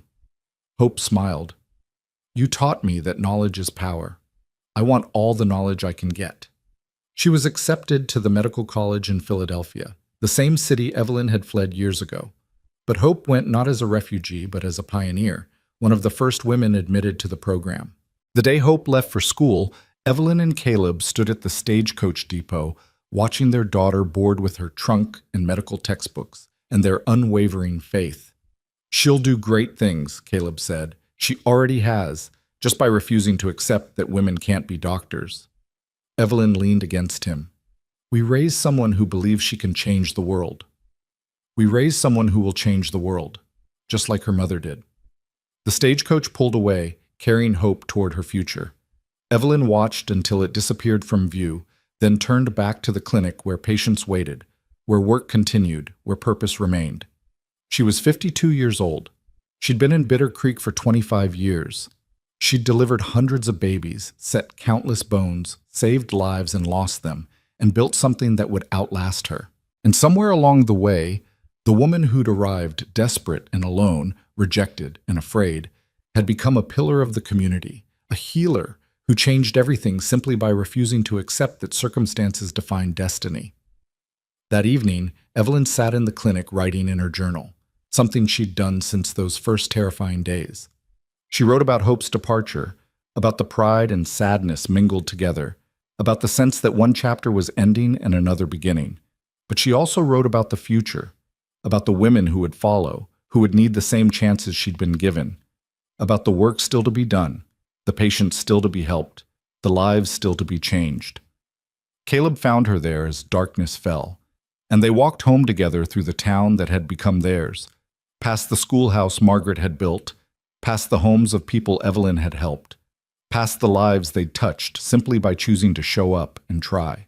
At the ranch, Rosa had dinner waiting, the house warm with lamplight and the smell of cooking. They ate together, the three of them, sharing the comfortable silence of people who knew each other deeply. And Evelyn realized that this ordinary evening in an extraordinary life was everything she'd been searching for when she'd fled Philadelphia all those years ago. Not rescue or romance, but partnership and purpose. Not safety, but the kind of satisfaction that came from building something real, something that mattered, something that would continue long after she was gone. She'd arrived in Bitter Creek as an abandoned mail-order bride with nothing but a medical kit and a desperate hope for survival. She'd become Dr. Evelyn Rourke, healer, wife, mother, pioneer, who'd proven that rejection could be redirection, that survival could become purpose, and that protection could transform into home. And when she finally wrote the last entry in her journal that night, she wrote not about what she'd lost, but about what she'd gained. Not about the woman she'd been, but the woman she'd become. A woman who'd learned that sometimes the best things in life come not from perfect plans, but from broken ones. Not from getting what you thought you wanted, but from building something better from the pieces of what you'd lost. A woman who'd discovered that home isn't a place you find. It's a life you build, one choice, one patient, one day at a time. And as she closed the journal and climbed into bed beside Caleb, as he wrapped his arms around her and she settled into the warmth of his embrace, Evelyn felt the deep satisfaction of a life fully lived, a purpose fully embraced, and a future bright with possibility. The stars shone over the Texas ranch where she'd found herself. And in the morning, the work would continue, because there were always people who needed help, always women who needed hope, always lives waiting to be changed. But tonight, Evelyn Rourke slept peacefully, knowing she'd become exactly who she was meant to be, and that was enough. It was more than enough. It was everything.